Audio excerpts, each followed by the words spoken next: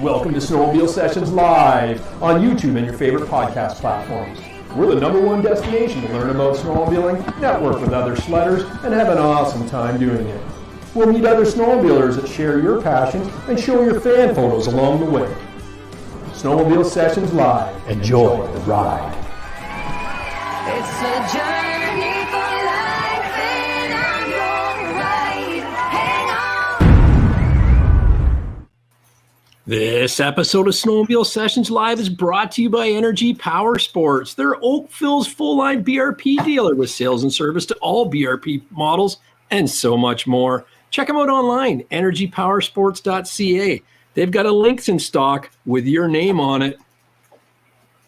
All right. And listen, everybody, welcome aboard to Louis Skebo, PowerModz. Oh, yeah. The fans have been nice to be here. The fans have been asking for him, and you're a legend, man. You're the one that inspired me and Bobby and everyone else. Come on. People. Oh, absolutely. Stop. Yeah, no, you are. You did. And I started out, and I was bugging you, and you blew me off just like they all did. Just like I'm blowing off all the little guys now.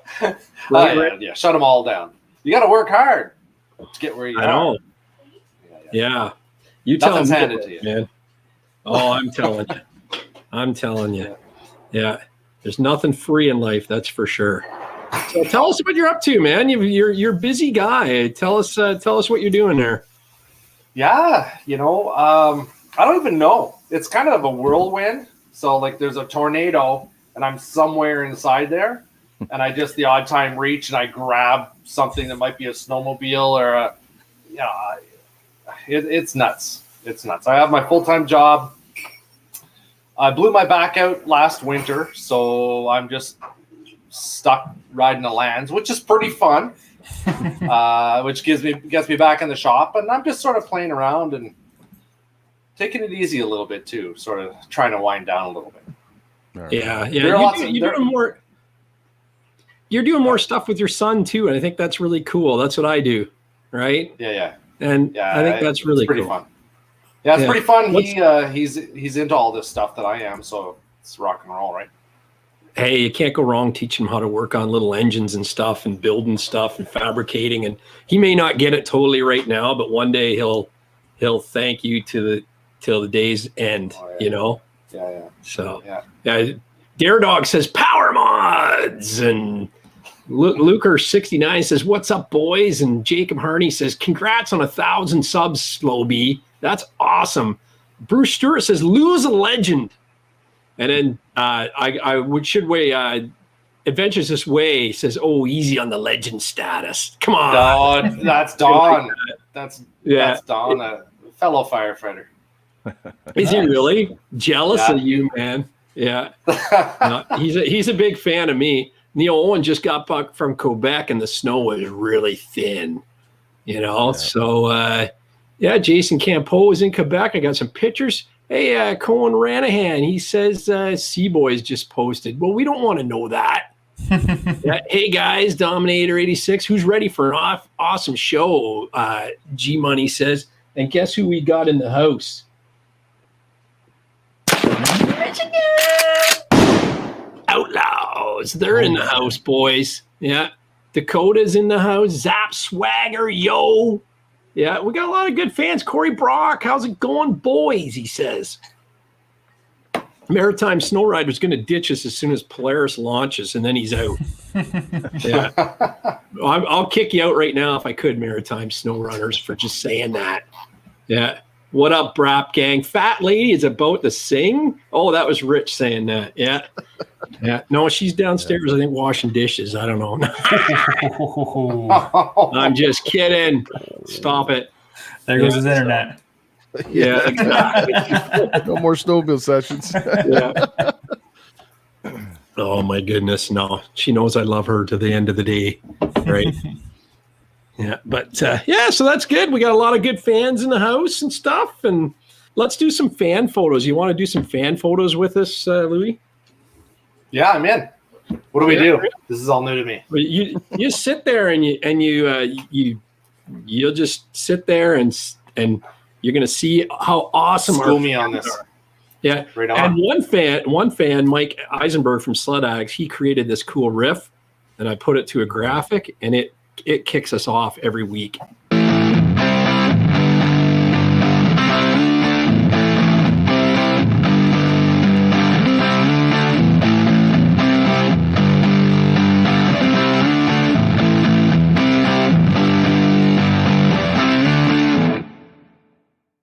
Hold on. We got to get to the start of this fast here.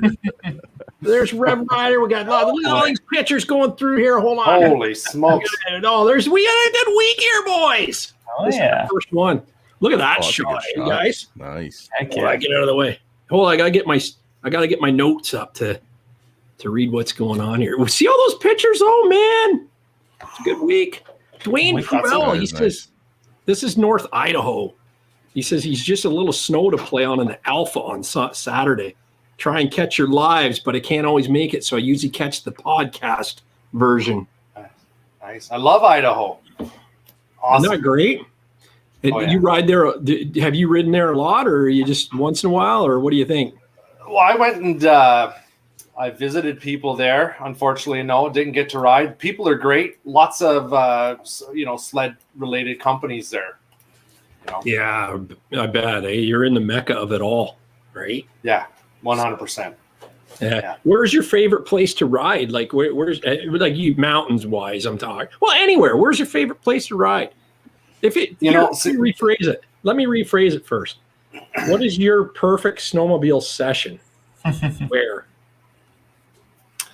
Okay, so I sent a brand new Chaos out to BC last March to ride, and it's still sitting there with 26 kilometers on it. No way. So I haven't been able to ride the mountains. I've been out east in the Gaspé area of Quebec, and other than that, it's power lines, man. But you know what? I love ripping it up with the Alans. Full 20, grabbing a handful of 26 horsepower with the bigger engine in it. It's awesome. I love that. When you guys are ripping through the bush on those things and you're going through like the little stream cuts, and it just shows you what they can do. It's just I love watching that old stuff, like the classics. I think it's so cool. I had a 69 Nordic and I sold it last year, and a ski boost. And nice. I just couldn't keep it. And I miss it. Like my son rode it too. He was 17, I think, when he rode it, and I told him in the ski boost behind it, and he still talks about it. And it's like, I'm so mad that I had to let that thing go to get money. And it's like, and it was such good shape. It was like, what do you do? Well, you can't keep them all. No, you can't. You can't. I wish we could, but there's nowhere to put them. And then it's almost like they're neglected. Yeah. It's like the stepchild, the ugly stepchild. Oh, did I say that? Yeah, no, you can. Yeah. No, you can't do that to your old sleds. You got to at least let somebody else enjoy them as well, right? Yeah, the guy that bought it from me, like when I heard his story, they do those group rides with the vintages, and they put a barbecue, a hibachi in the ski boost, and they do a trail ride, and they set it up, and I went, okay, it's going to the right home. It's not going to some 16-year-old that's going to put risers on it and and a monster sticker. The PowerModz sticker. And how is it? I want to tell you, how is it when I put the PowerModz sticker? It really does add 5 horsepower on the dyno. Like what is in the glue on that thing? It's pure magic. I know. It is. Everybody rides Roscoe. Everybody rides my sled Roscoe, and they wonder why it's so fast for a 600. And I've got a PowerModz sticker under the seat. It's not even. I was going to say, you hide that. Put one on the. Put one on the cowl just to represent, and then stuff a couple, inside the cab. Yeah, I don't know if I could put 3 on there. It'd be too much. I'm having a hard time hanging on as it is. Andrew Schluter said he sent no copy, but this looks like Southern Ontario. It's got his Thundercat out. Nice. Yeah, that's a sweet looking sled. It is. You like those Thundercats? They're beasts. I'm not a cat guy too much. Now, did you see my recent video with the 1972 or 73 Panther with the Wankel engine in it? Yes, I did. That thing sounded awesome. Didn't it sound crazy? Oh, it's wicked, man. Yeah. I should play a clip of that because that freaking sounded so cool. Yeah, it's the rotary engine. It's pretty old school, right? Yeah, that's right. How many years did they make that with a rotary in it? You know what? I have no idea, really. I'll be honest with you. No. That's I never heard of it until I seen your video and went, that's insane. That's like taking aircraft technology and just dropping it right in a sled, you know? Yeah. But and then ME, I forget the guy's name, but he didn't have it in his email. He just said from this weekend in Saskatchewan, he did 600 kilometers on good snow. Good snow with the disco lights going. Yes, he got those right from PowerModz.com, I think. Yeah, those are pretty cool, man. Yeah, that's pretty neat. Yeah, oh, that's sure. Like the Aurora Borealis underneath the snowmobile. There you go. Yeah, I dig that. LED lights. You don't have to look up at all. You just have to look down. Yeah, yeah. So he's got a Night Rider that brake light. Back and forth. Cool. Wouldn't that be? See, you're getting lots of good ideas for your store there, Louie. Lots of good ideas. Yeah, for sure. Zap Swagger. He says, hey, my name's Anthony, a.k.a. Zap Swagger. So me and a few of my dad's friends went up to Kincardine, Ontario, February 19th, 2021. We had a great time. Here are a few photos I have, and keep up the good work. I ride the white Ski-Doo 600 E-Tech. Hey, it's the twin to mine. And my dad rides the green 600 E-Tech TNT. No, really. Nice. Yeah, now it must be another picture. I wonder if any of those got towed home. Any of them? Yeah, right. Oh, we can't show that one yet. Anyway, that's Odie's. Yeah, so but I don't know. It's hard to say. If you come out with us, something gets towed home. Oh yeah, the Arctic Cat would tow all those sleds home in one leap. That looks like an XRS out there in the back. That's pretty cool. I don't see the green 600 E-Tech. Maybe that. Well, he said TNT. I was gonna say maybe that free ride, but that's a free ride. Yeah, that is a free ride. Yeah. Good eye there, guys. Good eye. And Odie, wait, wrong button there. Odie says he watched my video on the sled chef this week. I'm glad he did. I don't think anyone else did. And he thought it was an awesome idea. So he went to sunny Sunridge and back and had a blast. He did a trailside fire and warmed up lunch that he made the night before. Just before the end of Michael K and I got caught in the rain, the trails instantly got very soft. Fingers crossed we can get a couple more weekends in. There he is cooking up the wraps that the Mudbrats showed him how to make in the sled chef. So that's cool. Yeah, we're gonna like eating over a fire, right? Oh yeah, for sure. We're gonna ride with Mike and Odie on the weekend. We're going up. So if anyone's up in the Muskoka area this weekend and they want to go for a rip, shoot me an email to here. I'll put it up on the screen on fan photo, and I'll loop you in on the. I'll loop you in on times. They're in lockdown again, eh? Craziness. Great. Yeah. Who isn't? I don't know. I just thought that was weird, but oh. I know a guy that came up and visited me when they were in worse than gray lockdown, and got a hotel room and everything. So it's no big deal. No big. You want to ride? You will ride. Oh yeah, for sure. So no, it's you know what, it is what it is.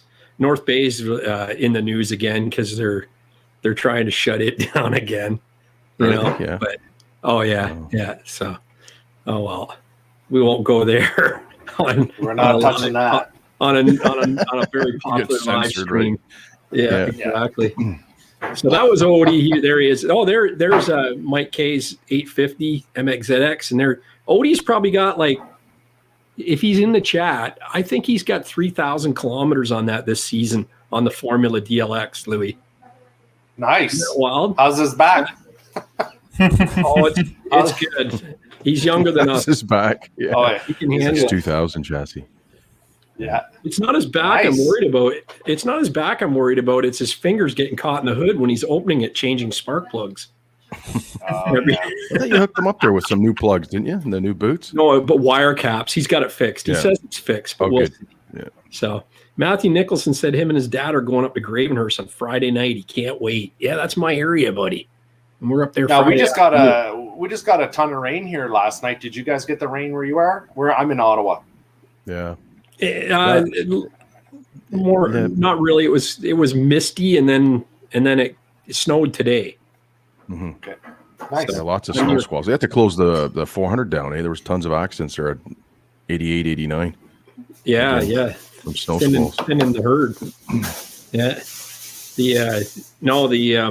I heard that, but yeah, and today was just snow in the air and cold, and tomorrow's supposed to be cold again, but Wednesday's supposed to be 5 degrees. So hoping we have some snow because we got some plans on Wednesday that we're trying to execute. So with Energy Powersports. Very good. Nice. So Hey, hopefully I gotta say hi. Excuse me. I gotta say hi to Terry Tupa. I just see cool. his name Oh, on yeah, there. there he is. Terry's he's a good lad. Right on. Yeah. Hey, Terry. Hey, guys, he says Bobby Bell's put 1,000K on the summit this year. MW Production lives in Novar. That's pretty close. PowerModz says, hey, Terry. Oh, that PowerMod's great. We should get him on here sometime. Yeah. Dominator loser. 286. Yeah. He did 286, 800 miles, Dominator 286 this year, 500 in places that don't normally get much snow. That's the truth, right? Like Nice. that's the way that's been here too. It's like I haven't seen trails this good in 20, 30 years, you know? So Crazy. and next on the list is the Michigan Outlaws. There we go. He says some shots from a Wisconsin trip. They had a blast on their trails and they ran into some snowmobile troubles. Typical. Sorry, Gary, your favorite Michigan Outlaws snowmobile might have had its last trip for us, but that's next week's video. No way. You know what one that is? He's got an XPS. Oh my God, there it is, being towed. Oh, Yeah. Uh-oh. Taking her at the green patches. Jacob's sled. Uh-oh. He better fix it. That there, No. Louis, he beats the snot out of that. It's a 600 carb. that's good. That's good. Now, have you ridden in Wisconsin and Michigan? No. So I'd like to, No. though. now I know where you guys are. So you're up in the Gravenhurst area, or where Well, are my you? cottage is, I've got a cabin in Port Sydney, and I've got I live in Cambridge area, Kitchener area. Yeah. Okay, so the people in Michigan and Wisconsin are like kind of like the old school area 15, 20 years ago up around the Ottawa Valley. Just a great bunch of guys, man. Like so Right on. welcoming and just the nicest bunch I've ever met. Well, you haven't seen that kind of people in a long time.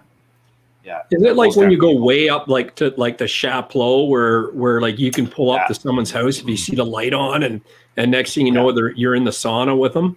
Yeah, I've done exactly. that. I have. No, I've totally yeah. Got a done banjo that. playing there. Well, we're Yeah, not going to no, get too don't go too deep into that, but come on. But yeah, they're nice. Okay, let's just leave it at that. Mhm. No, we did it. Like we were lost and we went into a guy's knocked on the guy's house and he said, what are you doing? And I said, well, let's phone our we're lost. He told us where we were. So he goes, come on in so we come on in and had a couple drinks with them. And then when we left, the guy goes, why don't you come back and we'll cook you dinner tomorrow night? So the next night we all hopped in this one guy's 100%. van, drove to the guy's house, and he cooked us a huge meal. Like we were probably, I'd say, an hour away from this guy. He cooked us a huge meal. We were in the sauna with them and just having a ball. And this is before I was famous. Totally. I'm not lying at all. It was before I I'm not saying it's they recognize like this was just guys having a guys weekend and they had the guitar and I was playing the guitar and it was awesome. Yeah. Nice. But yeah, is it that type of people? Yeah, 100%. There's a bar. So Louie Skebo Sledheads, he's gonna chime in. Yeah. There's a there's a bar. It's Mosquito something. Mosquitoes.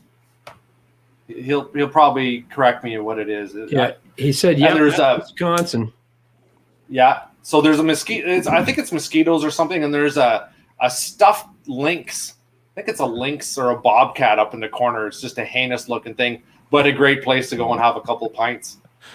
Oh yeah, he says, "Oh, we can outdrink anyone." Wise Coast, the Mosquito Inn, it's called. The Mosquito Inn. That's it. That's on the bucket.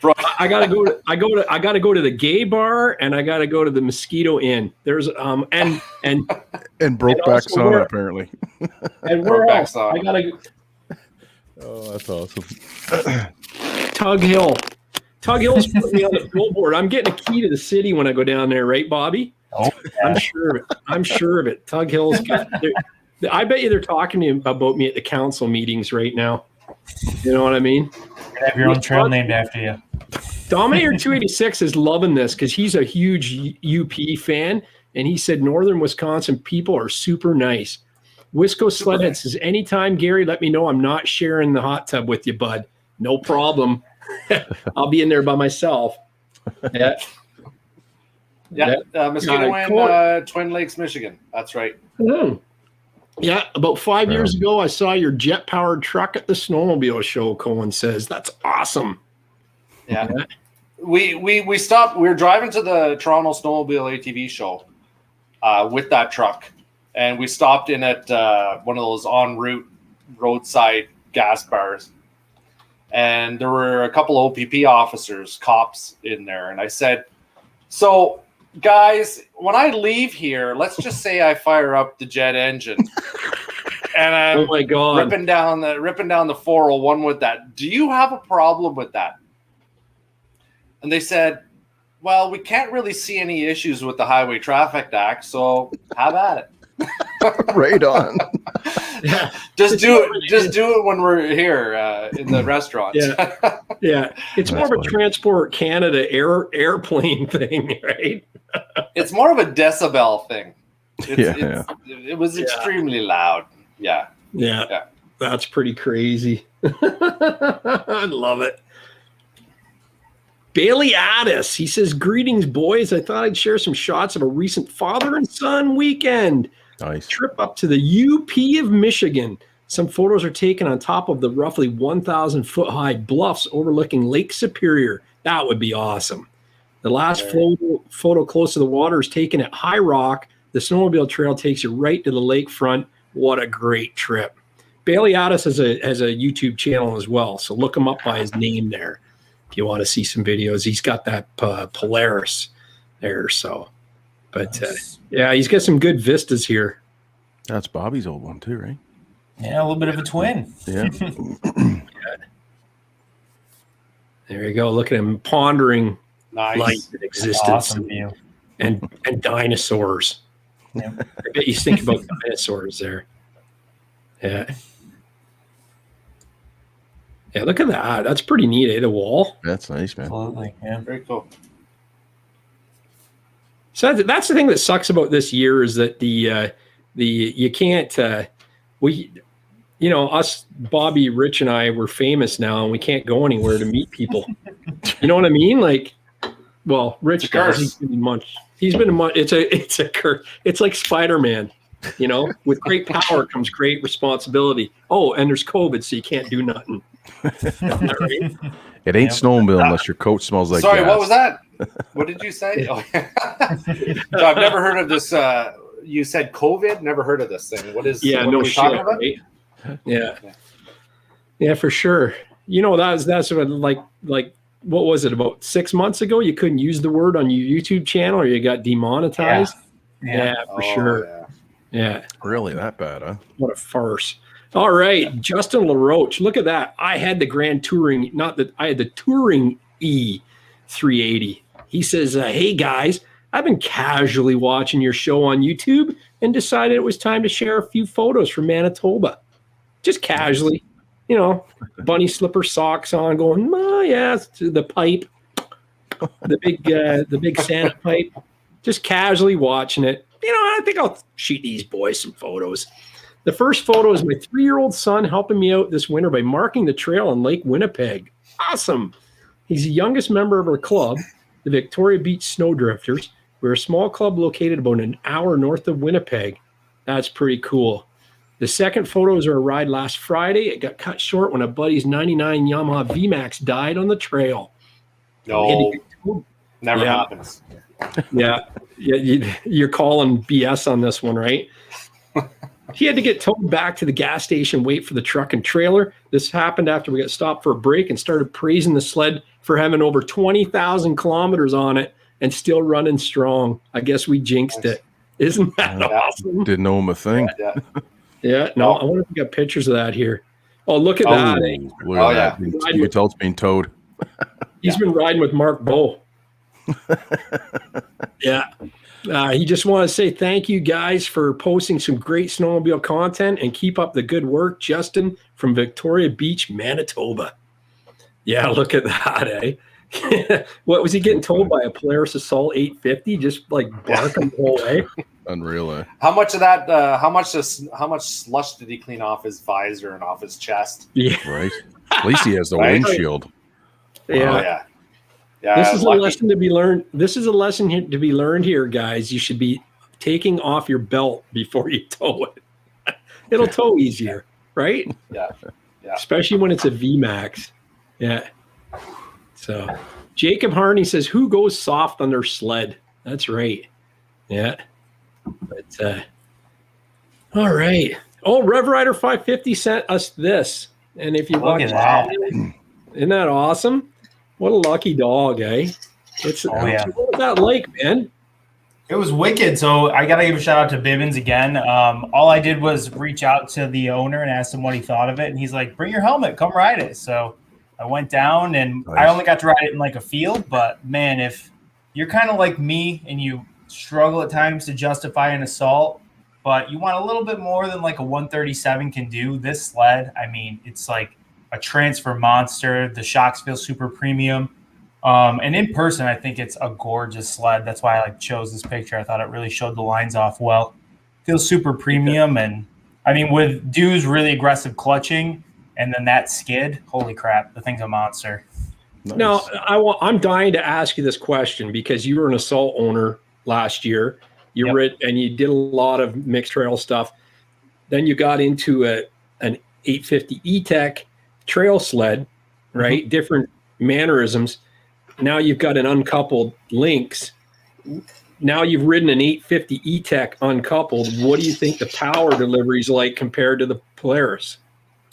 So I think that definitely the way the 850 E-Tech is like clutched and everything, it makes it so much more rowdy. The Polaris, you can really roll into the throttle when you want to and, just like gradually go down a trail. With an 850 E-Tech, man, it's just like constantly pulling at the leash, you know what I mean? But it makes it a lot of fun. Like it makes that sled feel like a riot. That's cool. Arctic Cat Riot? Yeah. No, not I was going to say, whoa, buddy. Just a good time.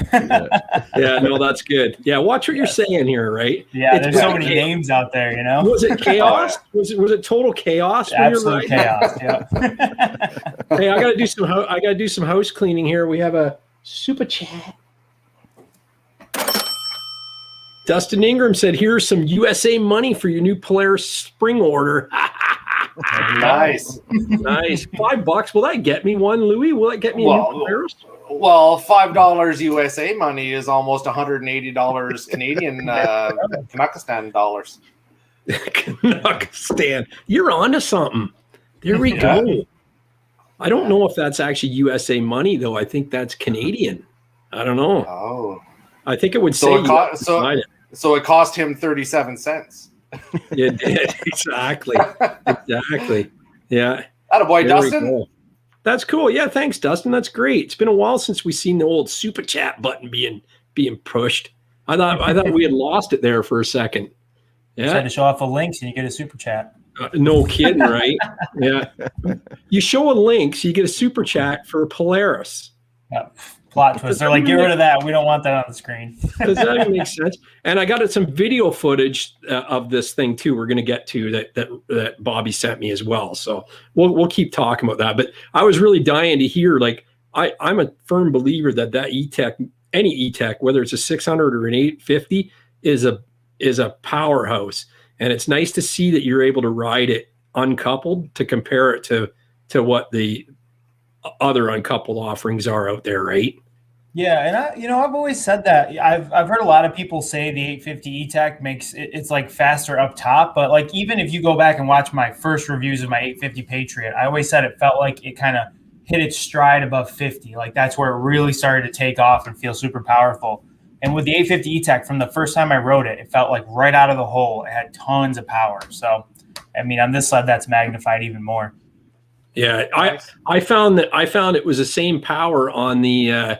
I found it was the same power on all the way through on the Skidoo. Like it's linear. Like I heard people say that linear power is linear power, but you don't experience it until you're on a do. And then no word of a lie, that VR1 I rode is a rocket, but it doesn't. It goes like this, like where the do is like that. It's more of a curve. You can actually feel it. Yeah. Some other loony bin sent us a power chat. A super chat. He's been using the button. Awesome show. The guy from PowerModz says we should get him on here. Hey, we should get that guy on here. You know, you're talking about linear power. You have to try an electric sled. Yeah. Yes. Yeah. I want to talk to you about the Taiga. I like, what is that like, man? Like, you tell us. Let's start right from back. You've rode it a few times, right? Well, I've just the once. Oh, okay. Just the once that one day. Yeah, just that one day. So they were kind of afraid. I can't get into the whole story of the whole thing because that's the way we roll at PowerModz. So we have secrets, but they couldn't unleash the whole power of the machine because they were down to one. Let's just say that. Really? So yeah. So like at that. For like a demo model, right? So they sort of backed it off, and you can set that machine up any way you want. You can set it up like your car so that it has, anti-lock brakes, or so that it has traction control, for example. You know, when we have a sled, we don't really want traction control. You want power whenever you touch the throttle. And if you get into trouble, you want to be able to hammer out. Well, they can make it so that it just senses slippage and that it will just slow down. It will get the best traction and roll out. And that's what I ran into when I got into a bunch of slush on one of the lakes. I don't know if you guys saw that. Yeah. So it's pretty cool in that kind of way. But, I think they needed to speak to guys with more snowmobiling experience when it comes to certain things. Give me all the power. I want all the power that sled has. Yeah. Especially for the conditions that we were riding in that day. It was plus 12. Yeah, I know. And it was just like corn, snow, slush. Like horrible. It wasn't good conditions at all. A buddy of mine rode, he was in the chat there a few weeks ago, and he rode the electric dirt bike. And he said it was on 2. I think there's 4 settings. And the one pro rider that they had said that he wouldn't even be able to hang on in 4. Like, it is like the way you can dial these electrics in is just insane. Well, it's instant. You can give it all the power that it has all at once. So they more or less said that they could probably snap every shaft in that sled if they delivered all the power. Wow. It's ridiculous. So I'm trying to get them back in ideal conditions because I want to do some real ripping with it, right? But I'm telling you, boys, forget all the clutching. There's none of that. You're setting up, linear this and that. No, it's just pure power at your fingertips. I mean, just go to Google or YouTube and type in electric drag cars. For sure. Yeah, exactly. It's mental. Tesla's the same thing, right? Yeah. Tesla, exactly. The insane mode on Tesla's crazy. Yeah. Yeah. What do you think about the battery technology, Louis? Like, what do you think about the battery technology? So it's actually really cool. Well, I think like anything else, in 1947, they had engine technology that had a ways to go, right? I think everything will always get better. very cool battery technology. One guy asked me a question earlier today. He said, where I ride, it's really cold. It's minus 30. How's this going to work in minus 30 weather? Like, because we're used to a flashlight or something that doesn't work very well when it's really cold. Well, the batteries, this sled actually has battery heaters. Yeah, that's like my drone has too.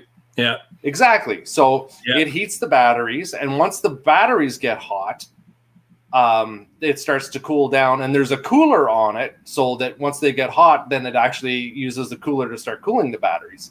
So there's a lot of smart technology in these things.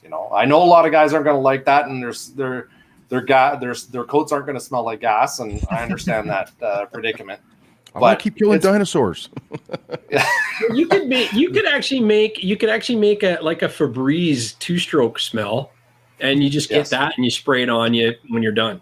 So there's your next another invention for PowerModz. The women love it. The women love it. They do. Yeah. Ask Jacob Harney. He'll tell you. He'll tell you the women love it from Michigan Outlaws. Nice. He gets all the kiddies on his sled. He better fix that XPS, or I won't be liking it very much. So, but enough about Rev Rider. He's always stealing the show, eh, Rich?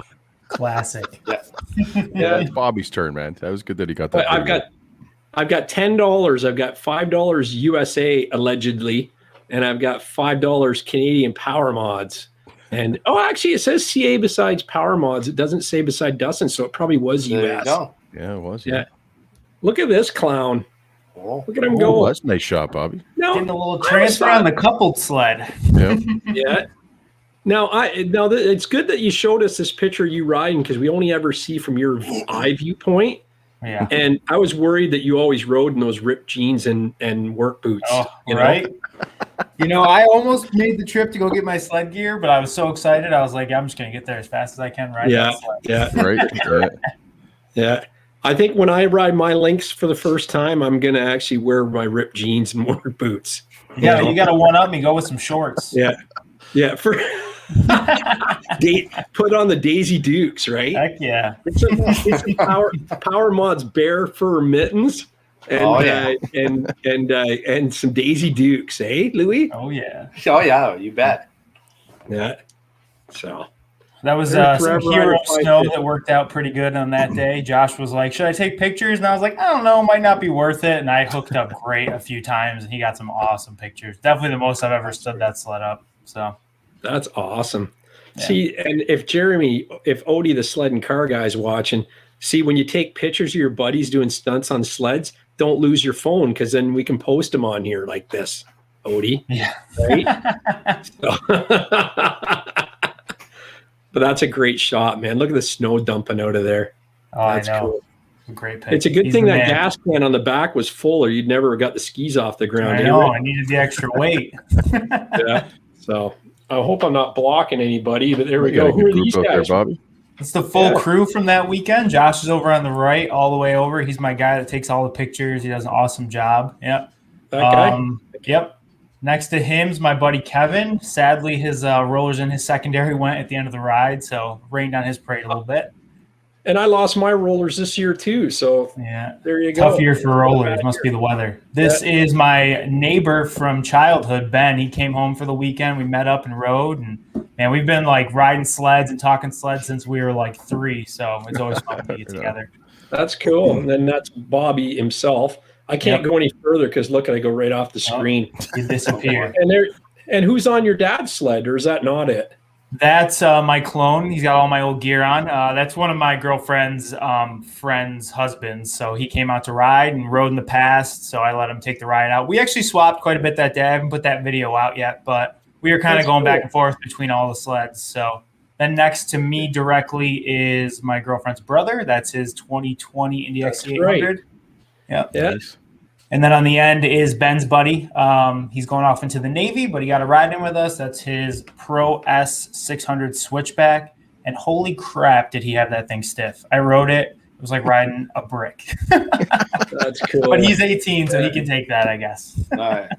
Yeah. Oh, you ever notice that in every one of the pictures online or wherever, there's always a rev in the picture? Gotta be Old school rev. Yeah. You know? Yeah. Oh, It's the equivalent That's of true. the 2000s Elan. Yeah. that's right. You know, I'm gonna because have to get a belt. before 2000, there was always an Elan in the picture. Now there's always revs in the picture. Yeah, that's awesome.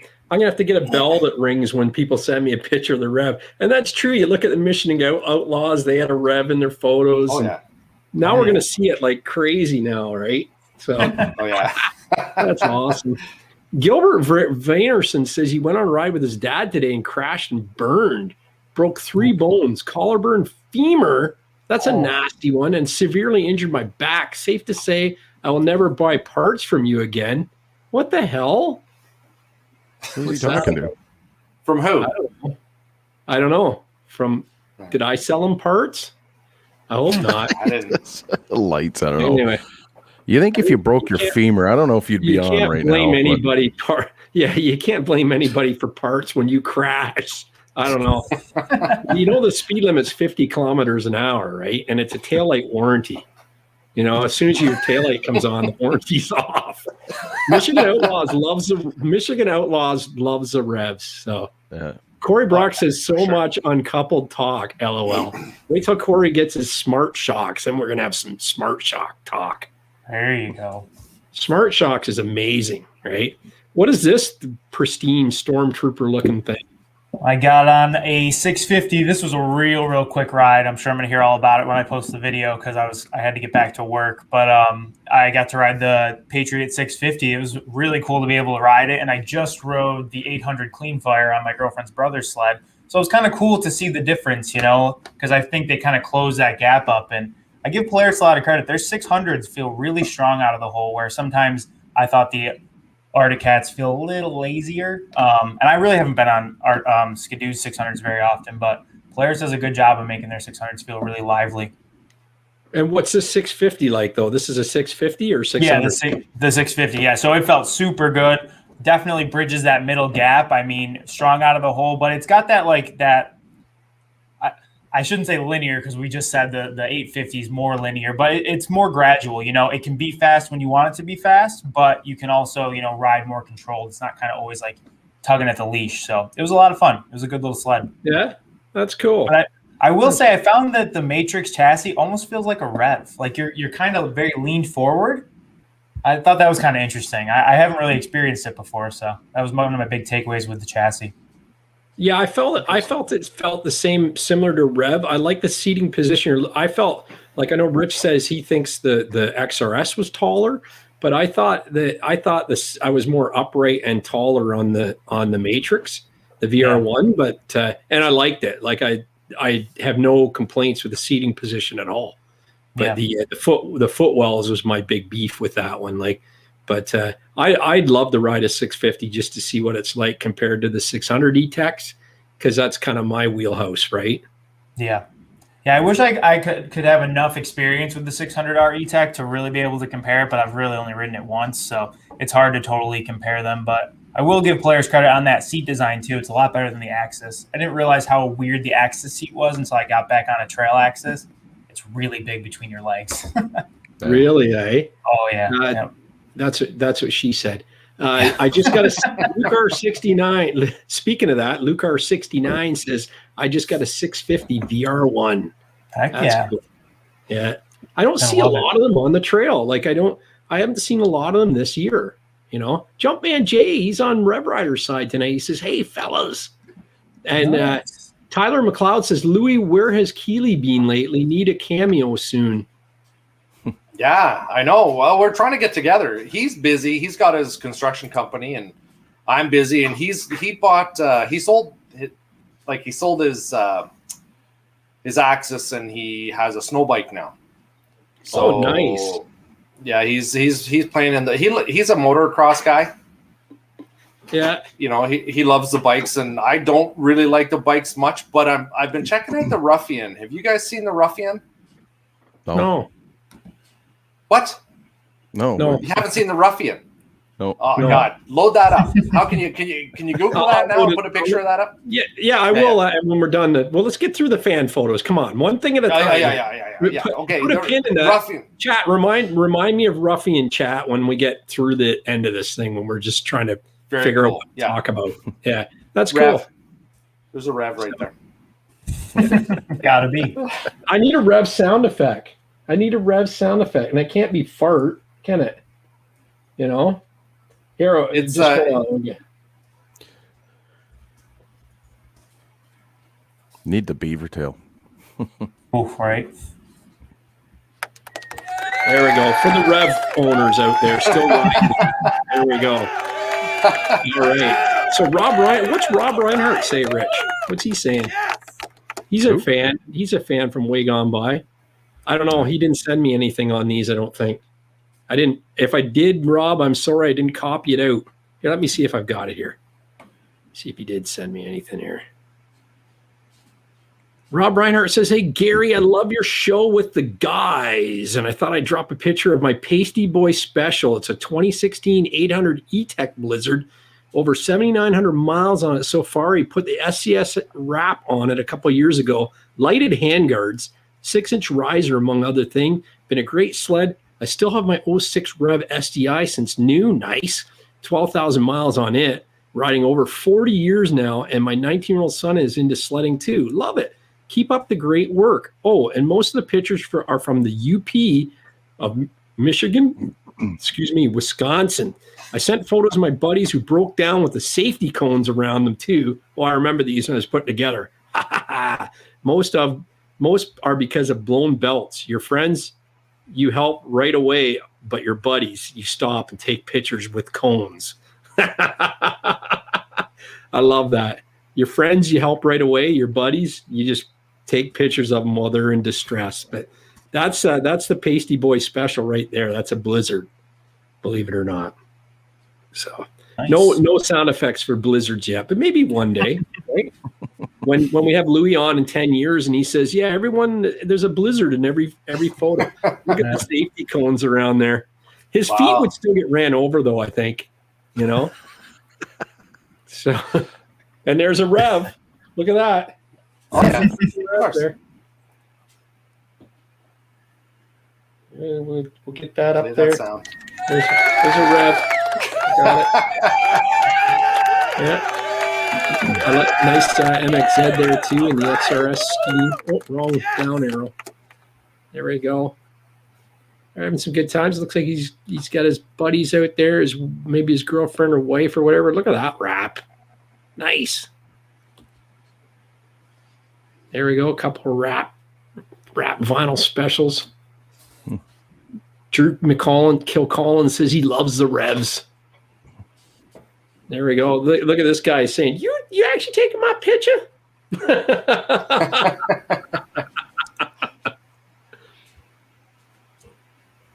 What's that bumper he's got on that BRP there? It's pretty nice. On the dew. The dew's towing the dew. The Michigan Outlaws can relate to that, I think. Yeah. Jason Campo. Oh, Rob Reiner, I did have it over there. Jason Campo didn't send me anything except he said it's Mount Val in Quebec is what he said.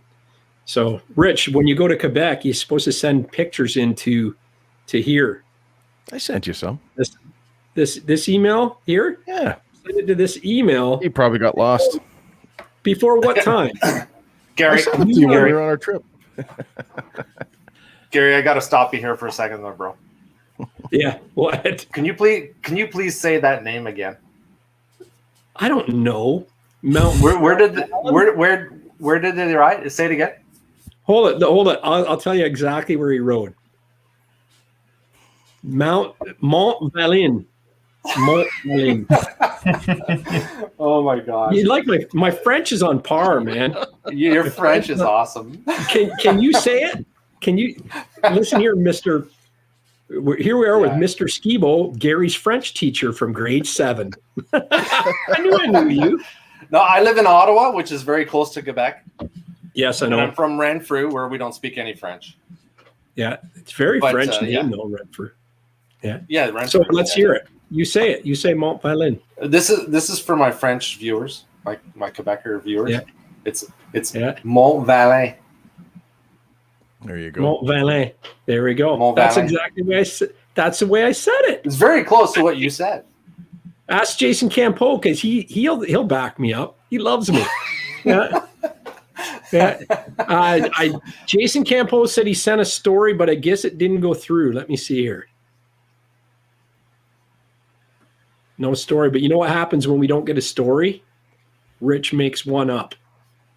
Okay, Rich, you're narrating this sucker. So what are we doing here? It looks like his Skidoo's blowing another belt.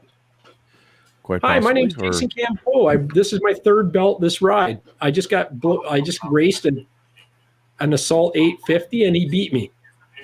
What's with the bucket there? It looks like it's old school. It does. It looks like Louis from PowerModz. Looks like, you know what? It almost looks like it's a bald guy's head type thing. Bucket. You know those ones where it doesn't look like he's wearing a helmet. It does. Doesn't it? I'm looking at that. I'm like, what's with that beige helmet? Maybe that's me riding a sled. I was just leaning over to check the GPS. What do we got here? Uh-oh. It looks like you get stopped. Uh-oh. I believe that's a 600R too, if I'm not mistaken. Jason Campo says best trails around. Abar Abdullah says love from Pakistan. He says he's from Saudi Arabia, so not familiar with American slang. Can you tell me what Rev Rider mean? It's sort of some slick joke. That's awesome. Nope. It's I was not a going to joke. ask the same thing. Just literally, I thought I was a clever 12-year-old. I wrote a Rev 550. Had to make a AOL email thing, so I was like, Rev Rider 550, let's go. And Rev is the type of slail. It's a snowmobile model from Skidoo. That's right. Yes. Yeah. But what is Rev? What did she look like? It was a brothel you met Rev at back in, Oh, too. Yeah. Yeah. Did we meet we met at the Toronto show a bunch of times, eh? Me and you did, yes. I'm actually going to show a video clip of it actually. I want to see that. Like, yeah, we will. And you were very friendly to me. And it's like, you're like, hey, I know you, you're my best friend. And no, like you were very cordial to me. Like you acted like you knew who I was. And I was like, you don't know who I am. No, no, I do. I probably can find it. So we'll get into that after we find what was it, chat, that we're supposed to find out. Terry Tupa says Rev is a chassis type of an old Skidoo. Rev is the first rider forward style of snowmobile. See, we're getting lots of good answers for him. Abar, thank you. If that's right, now I'm probably going to get my Pakistani grammar checked here, but because my French is so horrible. Yeah. Oh, hold on. See what he says there after that, though. That is a poor man's snowmobile. Come to Dubai and experience what a true man rides. What is a true man ride there? That's awesome. That's they got snow? Snowmobile? Yeah, well, they make their own snow. It's oil rich thing. Haven't you see the ski inside? It's awesome. Send us, hey, Abar, if you can send me some photos to fanphoto@mudbrats.com. Email them right now. I want to see what a true man rides there. That would be awesome, wouldn't it? That'd be cool. What's this, Rich? If Jason Campo isn't going to send me a description on it. Where are we talking? This is you read the signs, Louis. Auberge. Yeah. Oh, boy. Ferme Fetoul. Yeah. You're kind of Richard Hop. You're kind of French, aren't you? Yeah, but I don't speak it. My dad speaks it fluently. I kiss it. You know? Uh-oh. You want a rum and coke? Oh, rum and coke. There we go. Oh, rum and coke for the back there, Louis.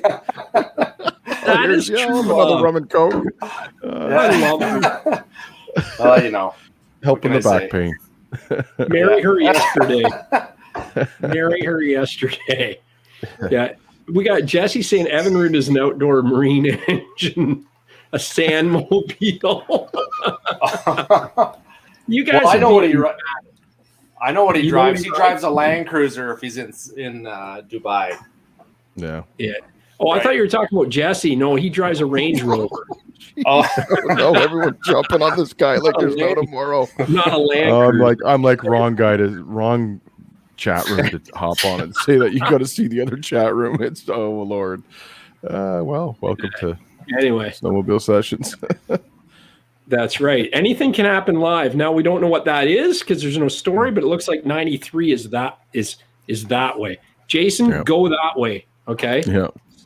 Sacre Coeur, 5 kilometers. I bet there's beer there. Right. Oh, look at what Abar's posted in the chat. Can you see that? That's awesome.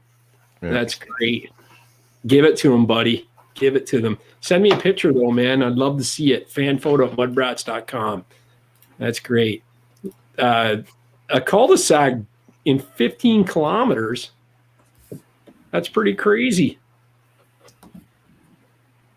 What do you make of that, Louis? If French, am I thinking cul-de-sac? I think of houses and, it's a turnaround. It is a turnaround. Yep. Yeah. It would be dead end. Yeah. Dead end. It's translated in English for guys like Gary that go to Quebec, and they go, "What does that mean?" Since you're so French, there, I'll tell you, grade 8. So my work in trade shows. I always kick myself because I never learned French. And when I go to Quebec, Montreal, whatever, for shows, I always wish I'd paid more attention in school. And you know what? I remember the national anthem. I always said the cart and the bras in the port. That's the only thing I remember about it. And we'd be singing cart and the bras at the port. Anyway, if you know the thing, Zap Swagger, Bobby, he sent you some moolah. He sent you some love. We gotta get. Is it up there on this one? It is. Nice, much appreciated, man. God, PowerModz is getting everybody to open their wallet up. The stream wasn't loading for me. All I had to do was refresh the page, so you missed all of it. That's all right. You're back. Well, electricity is expensive. A Polaris stream, if I had to guess. Oh, yeah. Okay. Yeah. We're not talking about Polaris streams on here. This is a Skidoo chat. Don't you know? Anyway, that's a great picture there. And then look at that view. That's pretty cool.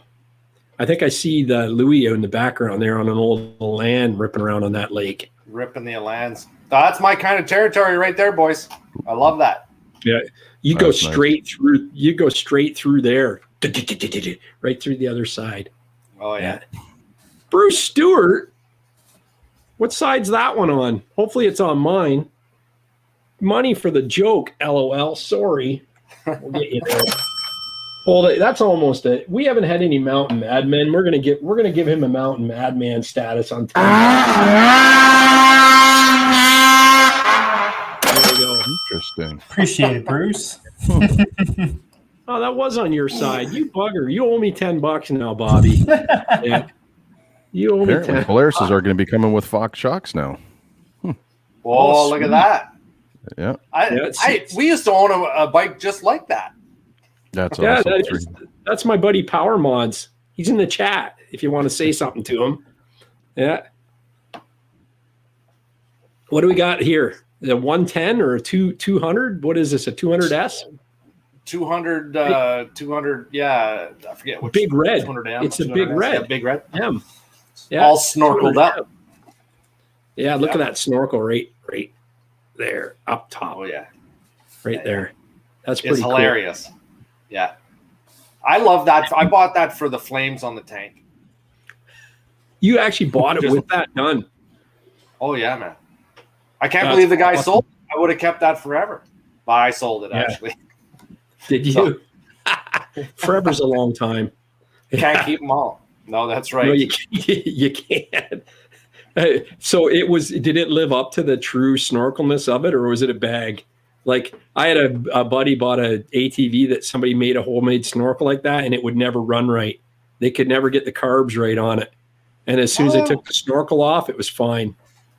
Yeah, no, it wasn't that good. But the newer our 300 4 tracks there, they run fine with the snorkels on them. Yeah. Oh, that's cool. That Hey, Odie, the sled and car guy says, "Hey boys, late night at work. How's everyone doing?" Odie, you missed it. You missed the whole thing about the fan photos with you in it and all the laughs we had at your expense. So yeah, there we go. That's cool. That's fun. So you bought it, but did you snorkel it, or was it bought like that? Oh, we snorkeled that. That's my son when he was probably about, I don't know, 8 years old, 10 years old. That's awesome. Yeah. He's in a lot of my videos now. He's having I know. I love that. That's what I was saying. I love that. I think it's really cool. And that's what Corey Brock. Hold it. We got Corey Brock. Wow, man. He's giving me some money. He said it's been a long time since he bought me a beer. Cheers, Gary. Thanks, buddy. We got to get in here. Nice. There it is there. We'll put it up on screen. Thanks, Corey. Hey, buddy, you can buy me a beer anytime, man. That's awesome. Love it. Yeah. Cool. Okay. David Barker's seen the Rave. That's how you say that. Don't tell me I'm wrong on that. He's seen the Rave in Baysville Friday afternoon. Yeah. So my friend Rod is about to donate $100. Andy says that if he does $100 on Mudbrats side, I don't know what I'll do. I don't know. You got to do something for $100, brother. I got to make it PG, don't I? Hey, we'll think of something. I've got something up my plan. If you do $100, I got something cool. You won't be able to bear it. That's for sure. Zap Swagger. Holy crap, man. He says, here's some money for you, Gary. I am getting a new Polaris tonight. How's that? Curry Brock's going to recall his $6.99 after I said that. All right. Back to PowerModz. What's this? This is yep, that's a jet engine. This is the truck we were just talking about. Yeah, that's my Coyote helmet. Nice. Do you still have the this jet engine kicking around? No, so the truck, that Land Cruiser, that sold, that went to Texas. And that jet engine, a guy called me up from Nova Scotia, and he said, I own 2 Sherman tanks. I'm really sick and tired of them. I'd like to buy your jet engine. And I said, how can you be tired of 2 Sherman tanks? And then he said to me, how can you be tired of a jet engine? So I'm like, okay. Yeah, so it's gone. Yeah, it's gone. Oh, that's crazy, man. Jesse Buckman.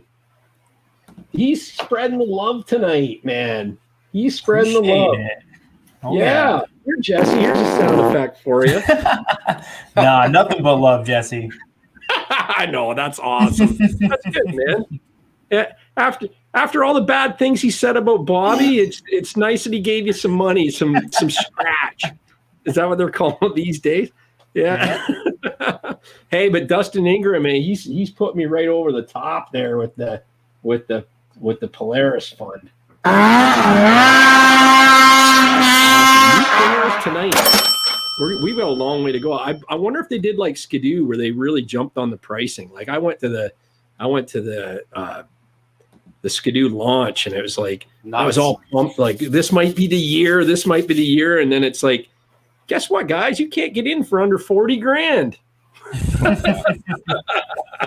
Yeah. Where does that money come from? I know. Insanity. $27,500 out the door for a new mock. Would you like to put a $500 deposit down on one? Maybe. It's $1,000, not $500. You got to put $1,000 down now. Yeah. Oh no, my dealer said 500. They were good with it. Oh, Yeah. So never talk crap, Gary. I leave that to you. That's awesome. Oh yeah, for sure. No, Jesse's a good kid, man. Love him.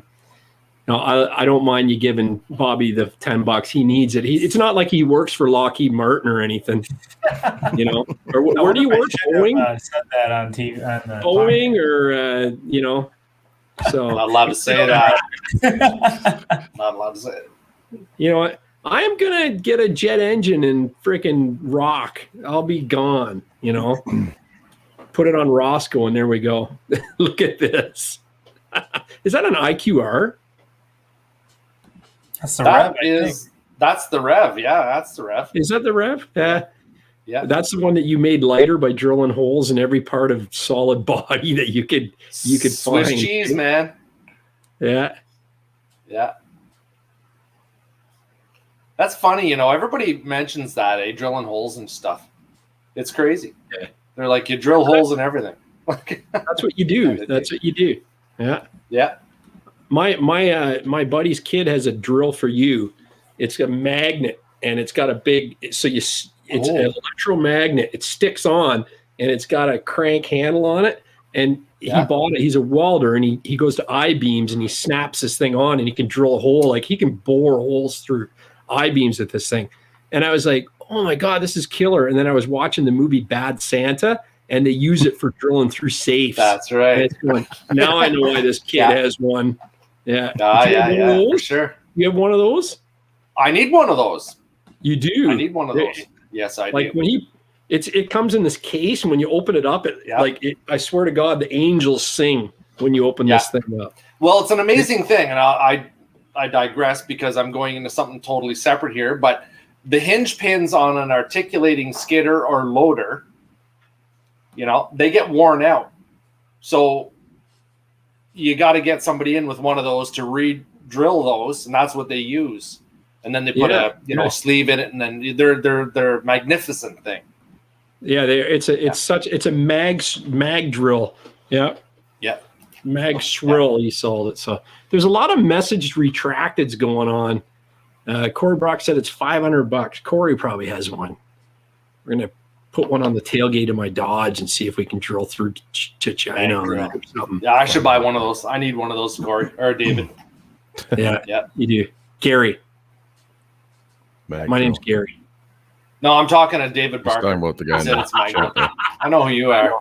So what do we got here? We got another ATC here. And I blocked the other picture. A couple fans. I have a lot of those. I have another ATC coming. Right on. They're hard to find. They are. That run. They are. I'd like to get a 200X. That's what I'd like to get. Or, I mean, you're not going to find one, but a 350X is like. Remember when those came out? Yeah. Man. Yeah. They're gnarly.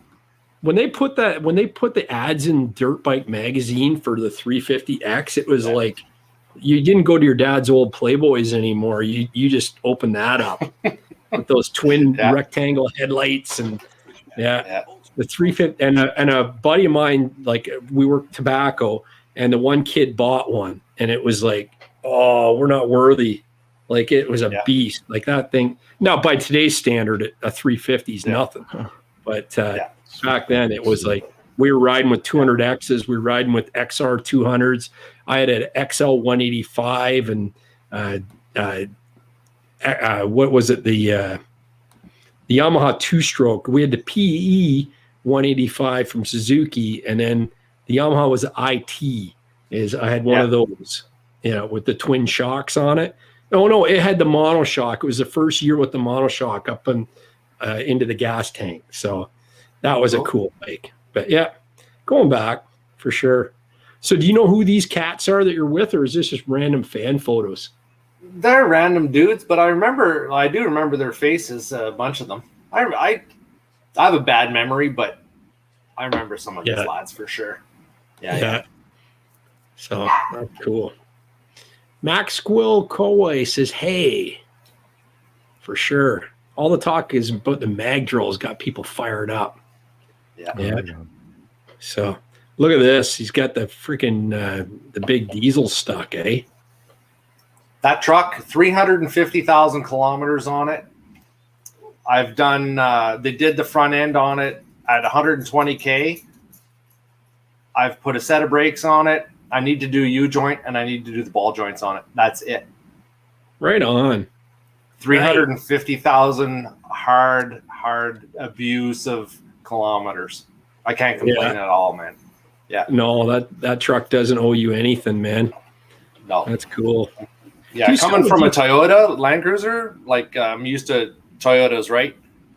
Yeah. This is the best truck I've owned. Yeah. That's awesome.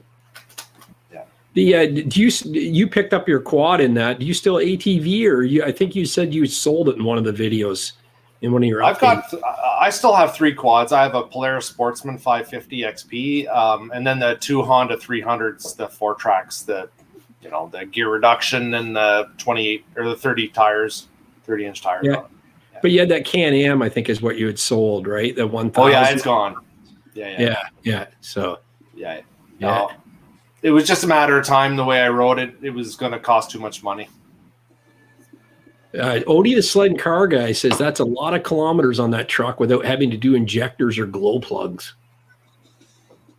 Yeah, I don't think that has glow plugs on it, but because it's a power stroke, right? Yeah, but I mean, it's pretty crazy. I think my whole motto or my whole thought process on these is drive them hard right from the beginning. Mm-hmm. Don't baby it. And we just had a conversation. We're riding with a guy that just had a brand new engine put in his 850 XRS, and he was wanting to baby it and break it in, and I'm going like, I drive it like the way that you want to ride it, to break in any engine, and then he's like, really? And he didn't believe me because I'm on a 10-year-old or 600, and then he talks to Corey, who's on a year newer sled, and Corey goes, yeah, just drive it like you want to ride it, and he's going, really? And then we didn't see him and Corey for the rest of the day. Yeah. It was like he was always behind me, and it was like, where did Mark and Corey go? Oh, I don't know. I guess they're waiting up there. Yeah. So. Well, that's the way I break them all in, man. And you know what? Oh yeah. And anything that you can't ride like you stole it, they make it so that you can't ride it like that. Yeah. Right? They'll tune it down. So no, even when I put new pistons in an engine, I honk on it. Seat them up right. Well, you know what? Yeah. The E-Tech is so smart that you couldn't. It's too smart. It's like the Mercury. What Optimax outboard? If we're talking outboards, the Mercury Optimax is. It'll go into limp mode if you look at it the wrong way, like it's they protect themselves so well that you don't really have to worry. So David Barker wants to know if your truck's deleted. What would be deleted? That means you take your all the emissions off of it, but I don't think the Power Stroke has it.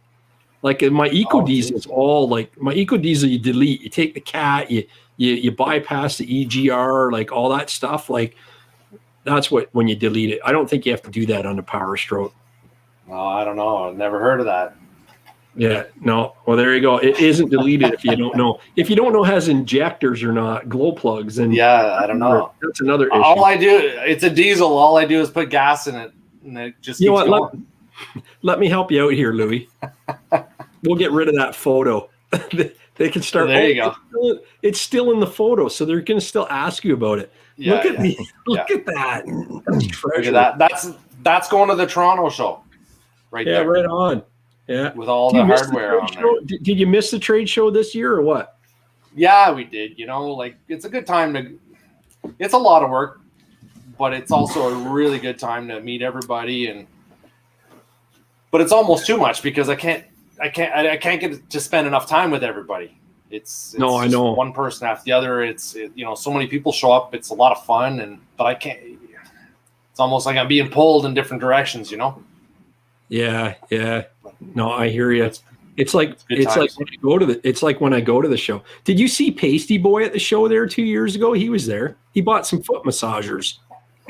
The Pasty Boy's in the chat. Yeah. I don't know. You didn't see Pasty. Do you know who Pasty Boy is? Who is Pasty Boy? He's a big U.S. YouTuber. He's almost like the Louis Skebo of the United States of America. Well, I recognize the name, but I'd have to see his stuff. No, he's a good cat, man. We've had him on this show a few times, and yeah, he's a good guy. But yeah, he went to the Toronto Sled Show and he did a video on it. And the video, it's a 30-minute video, and 20 minutes of him is buying foot massagers. If Shag Boys is in the house, he'll attest to it for sure. Yeah. So that's pretty cool. I love that enticer, exciter, or whatever that is there. Exciter. That's the enticer. That's the enticer? Yeah. Yeah. Would you let Larry enticer ride that one?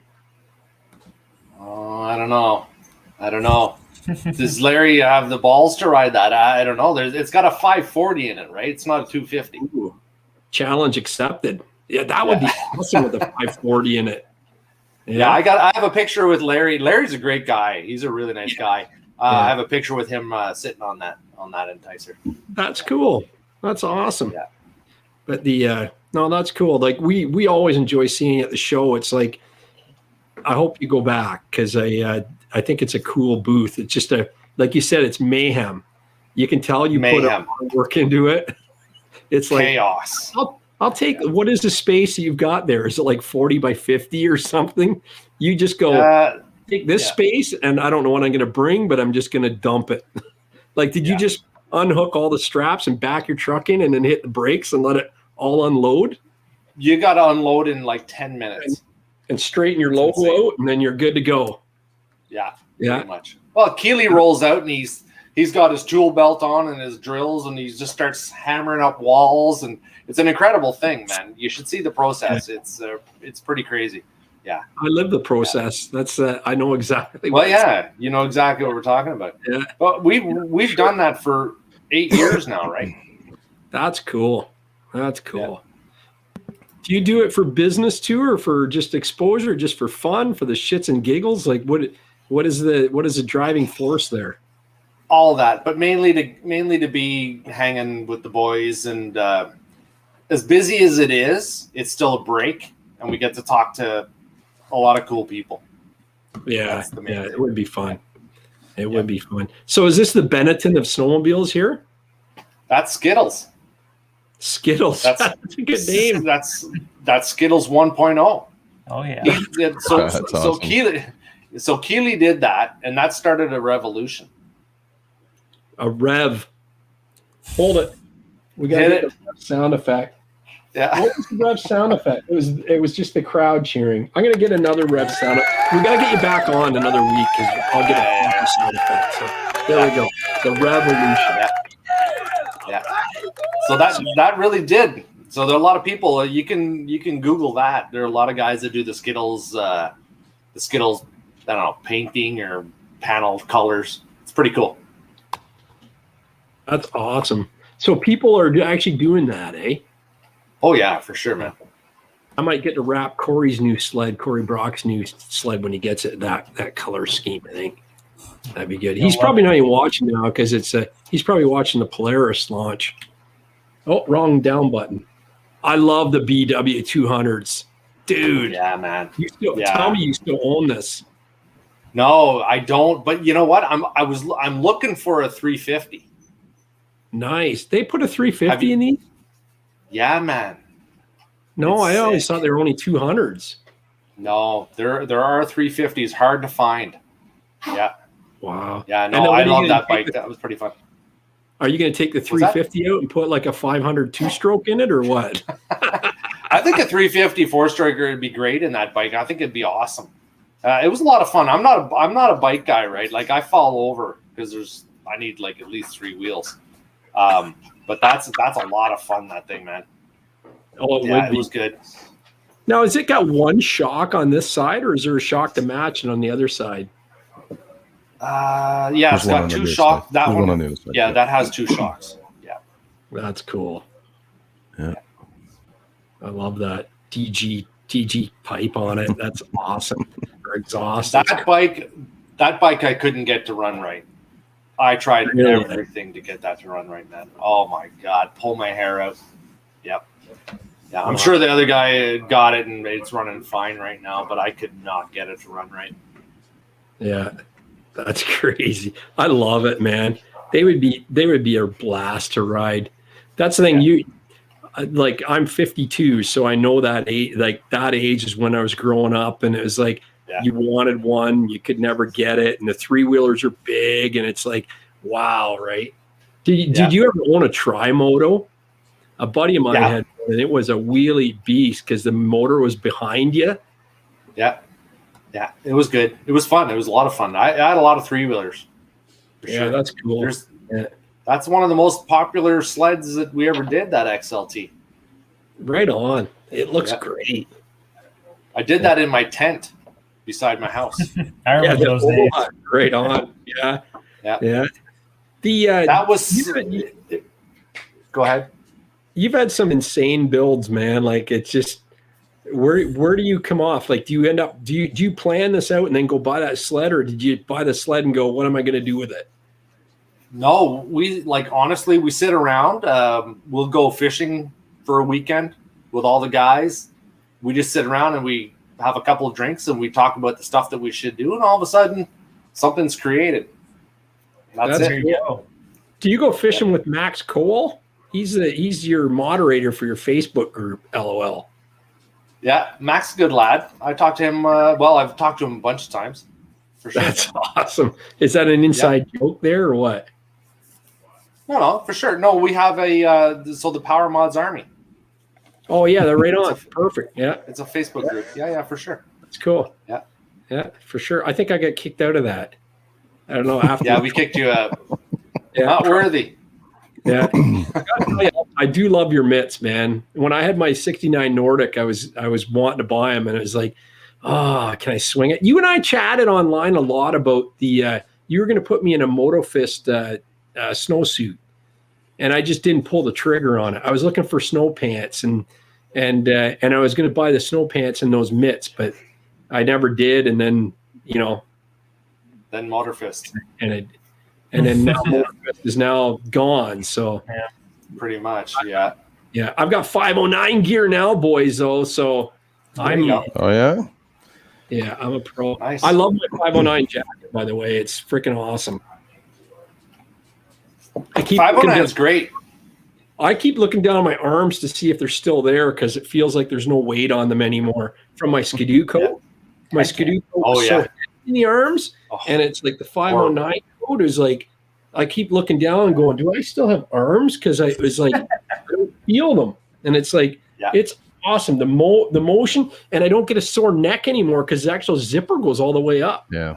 And it's magnet Velcro. It goes whoosh, and it magnets to your chest. And I got my license in there. So if the cops pull me over, it's like, dude, they thought of everything with that coat. Enough about me, though. So. Now, do you ride a mono suit? Is that a mono? No, I don't. It's Bobby's just a rocking one. Yeah, Bobby's a mono suit guy. Mono suit's the way to go, boys. Yeah, I think for off trail you're 100% right, but I think for us trail guys, it can be a bit of a pain in the butt when we get inside. Yeah. Why? You just because with a coat and bibs, you can take the coat off, and then you're just kind of walking around. With the mono suit, you have all the suit to deal with. So like I'm always tying it around my waist, but then it comes loose and you're stepping on it, and that's the only issue I've had with it. Other than that, the warmth and everything is amazing. But Louis, you got to understand something here. In Canada, we can't go to bars and restaurants to have lunch on our sleds. Yeah, it's all closed. Where the U.S. can, so we can't relate to that, eh, Rich? No, it's starting to open up now. You can get 10 people in a restaurant down here. Tried to go for dinner last night, trying to look for a restaurant, and it's like everywhere. Nope. I mean, 10 people. Think about it. Everyone, their mother and goat, wants to get out to a restaurant again now, and so it's hard to find. For sure. Hopefully by next winter everything will be fine. I don't know if you guys see my lights flickering, but my power might go out. Oh yeah, for sure. Hey, Rich, Odie the sled and car guy says, Rich, you look preoccupied. You must be building next year's sled. Yeah, no, I don't have. You know what? I don't have. I was talking to a bunch of friends today. I don't have enough kilometers on to justify. I'm watching a lot of stuff. I like their turbo works at sea level. Like you get total boost at sea level. Oh, they've got a turbo. See, you let that cat out of the bag. I didn't know that. Yep. Do they have a snowmobile suit that's made of toilet paper for COVID? Is this the new climb gear, Louis? Yeah, that's it. That's it right there. Oh yeah. That's for coyote hunting. Yes, right. It's a snow camel, right? Yeah. Nice. And I love the cat. Is that a cat you're on or a Yamaha? That's a Yami. That's the Enticer 2. The Enticer 2. I love it. Yeah. It's good. Yeah, sweet. How many sleds do you own? Like, can you count them, or you just don't even bother anymore? Or do you not want your wife to hear you? Get your I Ryan can't really Coke say. first. Get your Ryan Coke first before your wife finds out how many sleds you own. So it's a sickness. It really is. So I said I'm going to sell, like I'm selling sleds, and I had 12, and then I started selling them, but all of a sudden they just keep coming back. I think I'm at 14 again. Nice. Yeah. My biggest fear is one day I'll die and my wife will sell everything for what I told her I paid for it. Yeah. Oh yeah. No? Not good. No. Yeah, all your buddies will show up. Yeah, I'll take that off your hands. Yeah. Terry Tupa says, that's not true, Gary. I went to the Point for chicken wings last week on the sleds and it felt great. True that. I was at the Homestead restaurant in Durham last week, and it was awesome. It was the first time to do something like that with the boys on the sled, and it was awesome. Yeah. So, yeah, got a shout out to Ange at the Homestead restaurant. She loves us. So, Hit the E-Tech in that sled. Ange said, say hi to Bobby, Rev Rider, for me when you see him. So there you go. Wicked. She loves you. Yeah, that's great. I said we're going to bring Bobby up there next season when we get her going. My dad hasn't stopped talking about it. We had a couple fans come up and ask if we're doing any trips, and he was talking all about how he wanted to go to Canada, but we couldn't this year. So next year's the year. Go back, Bobby. I'm meeting your dad. Your dad and I are going to hang in the back, and we're going to laugh our ass off at you young whippersnappers. Heck yeah. Right? Looking forward to it. Yeah. I'm gonna get Louie to send us both bearskin rug mitts, and we'll be laughing. You'll love seat it. covers, the bearskin seat covers. Oh, there you go. So you're doing a brake stand in the back of your truck. You like that? So that's Simon. That's Simon right there. Yes, yeah. Yeah, he's on the rev, so you better hit the rev sound. Oh, I think this is still loaded up. Yeah, it is. Hey, you guys used to do a trip always out the East Coast, did you, Louis? Every year you guys usually did every winter, but obviously because of, you know what, we can't mention. Yeah. Sorry, you said we used to go out east? Yeah, was it out east where you guys used to go, or was it Quebec, your trips? Yeah, Quebec, Gaspé, the Gaspé coast.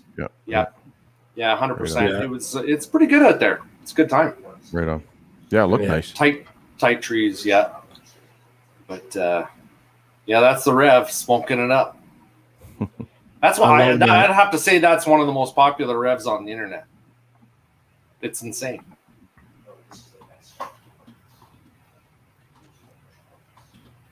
Here, I just got a reply to Terry. I want to know if he went to the Turkey Point Hotel or the Sandbar, or other. I should say, or other. Yeah, we lost Bobby. He's gonna take a leak, I think. It's too much having his hero on. His hero, Louie. Louie, you're a true legend, man. We said it earlier, man. You're the guy. There's so many videos. How many videos do you have on your channel? There's so many I don't think I could even guess. You can't. When somebody says they've watched all my videos, I don't know. I think I'm the only person because I make them, but I think there's over 1,300. Yeah. Do you remember what your first video was? So you know what? So you want the story? Yeah, then absolutely. I'll give you the Coles notes on the story. So we were sitting. It was New Year's Eve one year. I don't even know what year it was.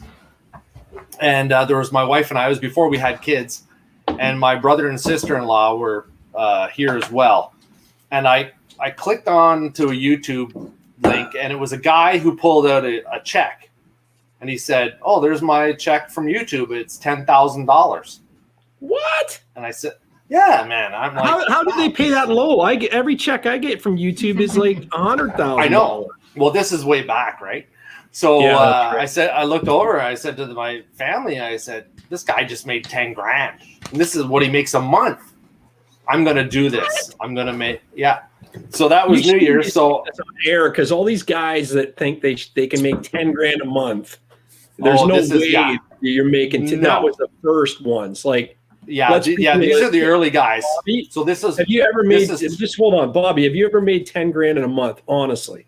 If you subtract most of that money, yes, I've made that. Yes, exactly. Yeah. Yeah. So, I mean, this is, I'm going to say 2008, just after the revenue sharing started, and it was really popular. So, I said, I'm going to do this. I'm going to just try just for shits and giggles. And you got paid right from day one. Oh, yeah. And you are. Yeah. And you get paid from day one too, which is the other thing. When I started on YouTube, you didn't need 1,000 subscribers. You get paid from day one. Yeah, same here. Well, no, I didn't. It took me a year. Oh, so you were so early. You were before like everyone partnered and stuff. It was a year. So it was New Year's Eve the following year. I pulled a check out, and it was for $100. And I showed my brother and sister-in-law that check for $100, and it took me a year to make $100. That's awesome. And how much time? Ridiculous. But that's the And thing. how much money spent? So when I had 500 subscribers, they actually cut I was almost 500 subscribers, and they cut the limit to 1,000 and 4,000 hours. And I made more on the YouTube, and it's not a living. So when I say this, making more, it's like I'm rolling in it. But my revenue before they did the cut was way better than now. My cost per 1,000 or whatever they call it, CPM, like the new revenue module is stupid. You never before I probably could have made it worthwhile the time on it, but now it's like, no, you can't. You'd never get the time back. Well, they've never lost money on it. They did. They haven't. So yeah, mine hasn't changed in the last, I'm going to say 5 years. Yeah. It stayed like this. And it's there's a whole bunch of weird stuff going on. The people at their HQ don't understand what we do. It's not. No, I know. There'll be new platforms popping up, guaranteed. Yeah, but you know there what? has to be. The thing that I don't like is the uncertainty of it. Is you can put 1,200 videos out, and then tomorrow they can say, you know what, there's no more monetization. You're not getting anything, and that's really what happened with the Patreon. Patreon stopped paying people after it started. Remember that? And everybody was losing their shit. And it's like, YouTube could do that. Don't think that just because Patreon said. Well, they do. Yeah. So they do. They shadow ban you. Yeah. Don't be talking bad about YouTube on my channel. I know, right? You're all going to be banned. You don't even know that you're not there. They just make you not there. Exactly. You see yourself, but you're not there. Yeah. I mean, if they turn off your notifications, that's part of it, right? And this public service announcement was brought to you by Rich Outdoors. Right? That channel. Exactly. If you're listening, YouTube, if you're listening, just take him off the recommended. Exactly. Yeah. Yeah. Not Bobby and Gary. No. Don't take them off, right? So we're trying here, guys. So YouTube, that's the old. It's Louie that said that, not us. Yeah. I got to run that credit, Rich? The opinions of this network is not represented. Yeah. Yeah. Okay, go ahead. What do we got? What are we looking at? No revs in this picture. Well, no, that's the old ZX chassis. It is a ZX, and we got an XP there too. So yeah. You say ZX? Yeah, I ZX. do. There's your American patronage there. I know. Yeah. So. Yeah, that's it. That was the 700 in it. That was the first ride, and of course, it stopped working. That is a beast, though, man. That's awesome. Yeah, it was pretty good. Yeah. I wanted to put a 700 triple in my rev. I think that would have been great. There you go, Jacob from Michigan Outlaws. Do that. Get a 700 triple and put it in your rev. There's no better sound, Rich? Right. Now this is good. Well, what? Yeah. He's got the BB gun on the back. Yeah. That sums up Canadian life right there. Doesn't it? I love it. His chest waders. Yeah. Yeah. I love did he it. get out of that or did he sink on that? I don't remember that video. Drove it right out, man. Yeah. Oh yeah, for sure. Yeah. See, Michigan Outlaw says that's a great idea. Definitely, man. I wanted to do that in my I had an 800 that was a bag of crap in a rev, and I think a 700 triple would be wicked.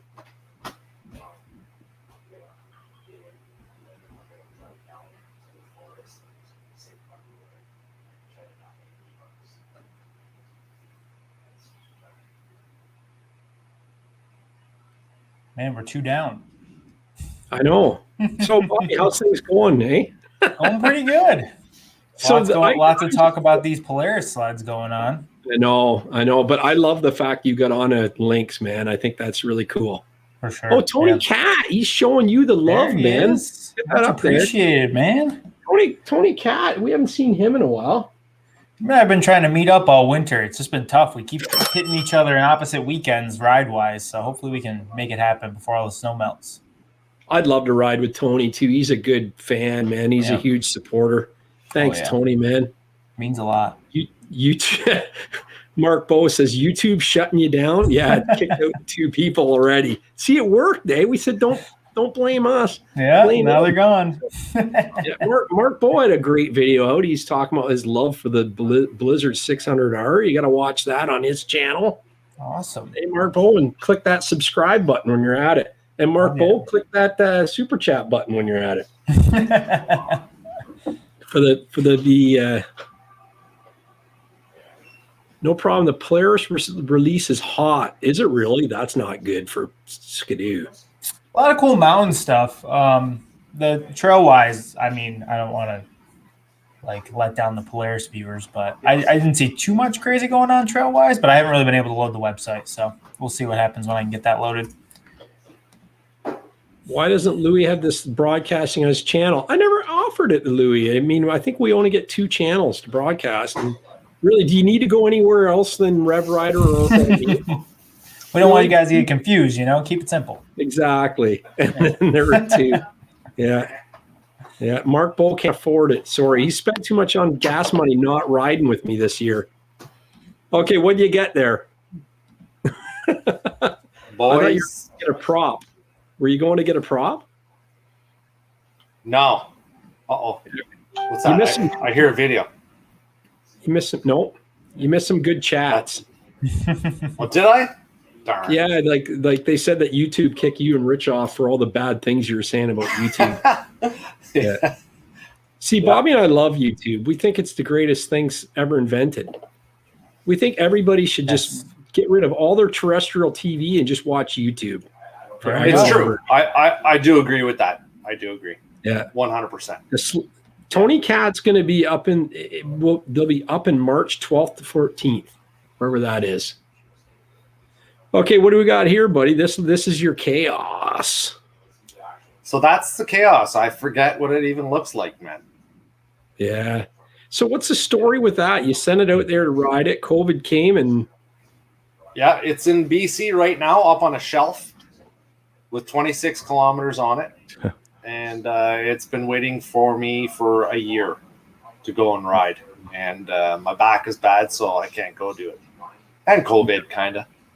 Like, are you talking whereabouts? Like, are you talking Whistler? Or are you talking secret backcountry spots or what? Yeah, very secretive. Yeah, it's in Sycamus. Yeah, Sycamus. Oh, cool. Yeah, Sycamus. I don't know if you said that properly. We're gonna have to get some BC people to grab you know what? I don't think I did. You know, a friend of mine was talking about Tugwoti. I love that name. Yeah. I'm like, wow. What is this Tugwoti you're always speaking of? And he said, what did you say? You mean Togity. You guys say Tugwoti. There we go. Yeah. There's another place I got to go, Rich. Yeah, man. Just line them all up. How come you two left together? Were you powdering your nose or something? Like you guys leave and you come back at the same time?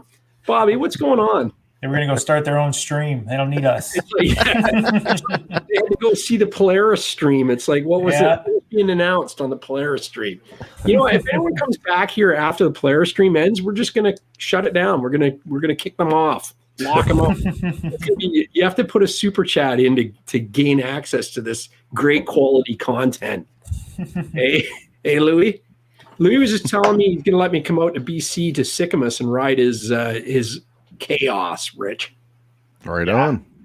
Take Great it for a sleds. rip. Somebody should go ride it. I know. Yeah. Hey, what have you got done to that? I mean, I've probably seen the video, but refresh my memory.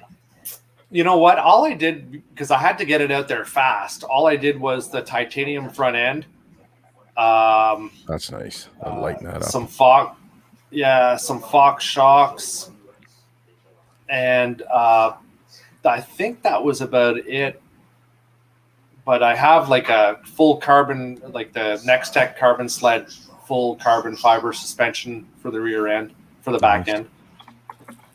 I've got a lot of stuff, parts and pieces to put on it. And we have carbon fiber panels being made for it. But everything is so screwed up with COVID right now. It's just mental. Yeah. You know what you should do for your next? You know what you should do for your next build, Louie? Is you should put a Nordic 371 in that. That'd be good. Take a 371 cc and drop it in that thing and see what she does. And turbo it. Yeah. Get the turbo out of your Power Stroke. Take the turbo out of your Power Stroke. Put it on a 371 cc and drop it into chaos. I think then it'd be true chaos. Yeah. Yeah, you got Have you ridden one before, Louie? Before you bought that? Did you get to ride a Chaos before you bought that? No, it was well, that's a 20. No, I never really did. It's fun though. It's you know what? It's for the riding that we do around here, the flatland kind of power lines and whatnot. That's the way the RMK should have been made. Right. Yeah. You know. Well, I know that that's what Chris Brandt and all those guys say. They say 90% of the people that are on Pro RMK should be on Chaoses. Yeah. So that's funny. Yeah. Because otherwise, you crack up the front end all day long. Yeah. That's it. You got to keep the skis up. That's the main thing, right? And they only really did that in response to the Skidoo with their Gen 4. The way they wheelie all over the place. Yeah. You're going to get it brought back, or are you just going to go out there and ride it eventually, you think? I think it's coming back probably the end of this month. So I can do some work on it. Yeah. Right on. Okay. You guys got to see this video. Right on. Are you ready for this video, guys? Yeah, let's do it. Let's do it. You ready? Hopefully we get sound on this, okay? You know my track record, right, Rich? Oh, hey.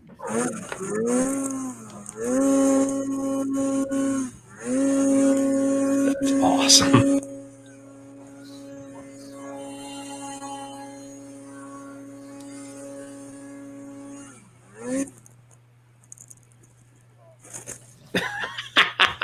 Oh my God.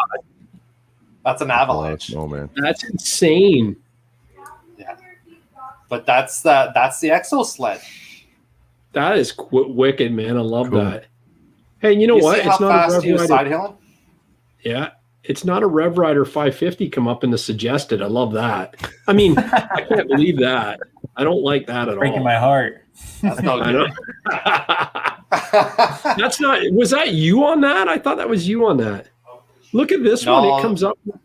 Look at the suggested in this one. Hold on a second here. This is Rev Rider's links clips. Look at the suggested on this. What is it? Here we go. Here? Oh, Gary. We got like Mudbrats. Ricky Comsley. I'm gonna have to watch that Ricky Comsley. I heard it's good stuff. So anyway, enough about me. Go ahead. Back to you, Lou. What's that? So that Exo sled, man. Yeah, I know, it's awesome. You can't. Like he was ripping that totally, but no changing gears. I call them fart bikes. Yeah. Right? They're just loud and kind of obnoxious. Do you guys ride snow bikes? No, I've never ridden one, but they look cool. Muskoka Mike ran it. No, and I haven't either, and I'm dying to. Grizzly 700, Bratman's there. What's up, Gary, Louie, and gang? Bratman's here. The Muskoka Mike, a buddy of mine up north, he was taking pictures out on the lake. He's a photographer, and some guys rolled up on snow bikes, and he took a bunch of shots of them, and they said, hey, we got an extra bike. You should come out riding with us. And so we might get to see them this weekend, but I hope we do, because I'd love to actually try one. I think it would be so cool. Yeah. Well, they are pretty cool, actually. They're pretty fun to ride. But if you're a snowmobiler and you're not a bike guy, the changing gears, you just lose too much power. That's just you need a 450, right? Yeah. Can I tell you what he says? He says about him. He's got a quote here. Where does he say what it's like? He describes it. I gotta go through all the other stuff. It's all about the body language. He says it was so smooth, just power from hell. He fell in love with it big time. It's the same as riding a street bike, not a dirt bike. He says you lean into the corners the same. Yeah. Is that about right? Cool. It is, cool. But if you're addicted to power, it's not the same thing. No, like I don't think it's just the same as a sled. Like if you're used to riding a Lynx or an Assault 850, it's probably not even comparable, right? No, it's not. Now the bike guys are going to hate that. I apologize, but you can't make everybody happy. But it's just not the same. If they come out with something that's got CVT with that power, then it'll be a game changer, 100%. Oh, nice. Mm-hmm. Nice. Yeah, but the Exo sled, it's got 100 more horsepower. You know what I mean? Yeah. And it's got the jam. It's a beast. That's awesome. Is it more like the what was that sled back in the 80s? It was the Bird, or the 90s, the Snowhawk. Is it like that? So the guy that Dave Prue, the guy that designed it, he drove a Snowhawk. He had the last production Snowhawk off the line, and he rode that for I think about 10 years, and then he designed this. He's brilliant. Yeah. The guy who designed this kit isn't just some backyard or garage guy. He knows what he's doing. Where's he located, Lou? He's in Quebec. Oh, he's okay. He's in Quebec. Actually, I think you had him on one of your videos. You were talking about it. Did you not have the pieces, if I remember correctly?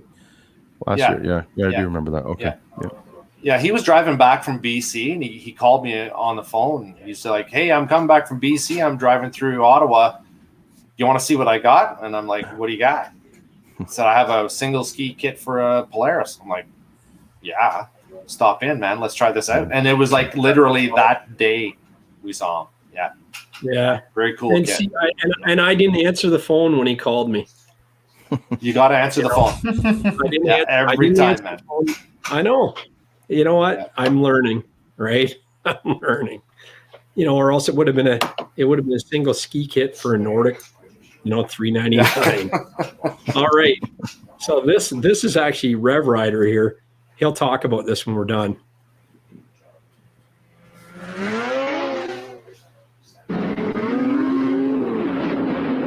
Thing is a wheelie monster, eh? Oh yeah.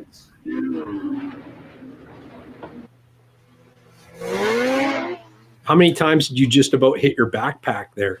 Well, you got to get those close-up shots. Give everyone something to see. That would have made for a good shot, running it right over. For sure.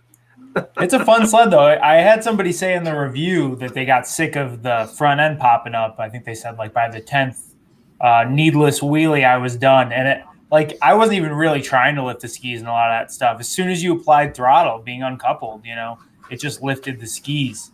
But it also reminded me earlier, that uncoupled skid hooks up so well.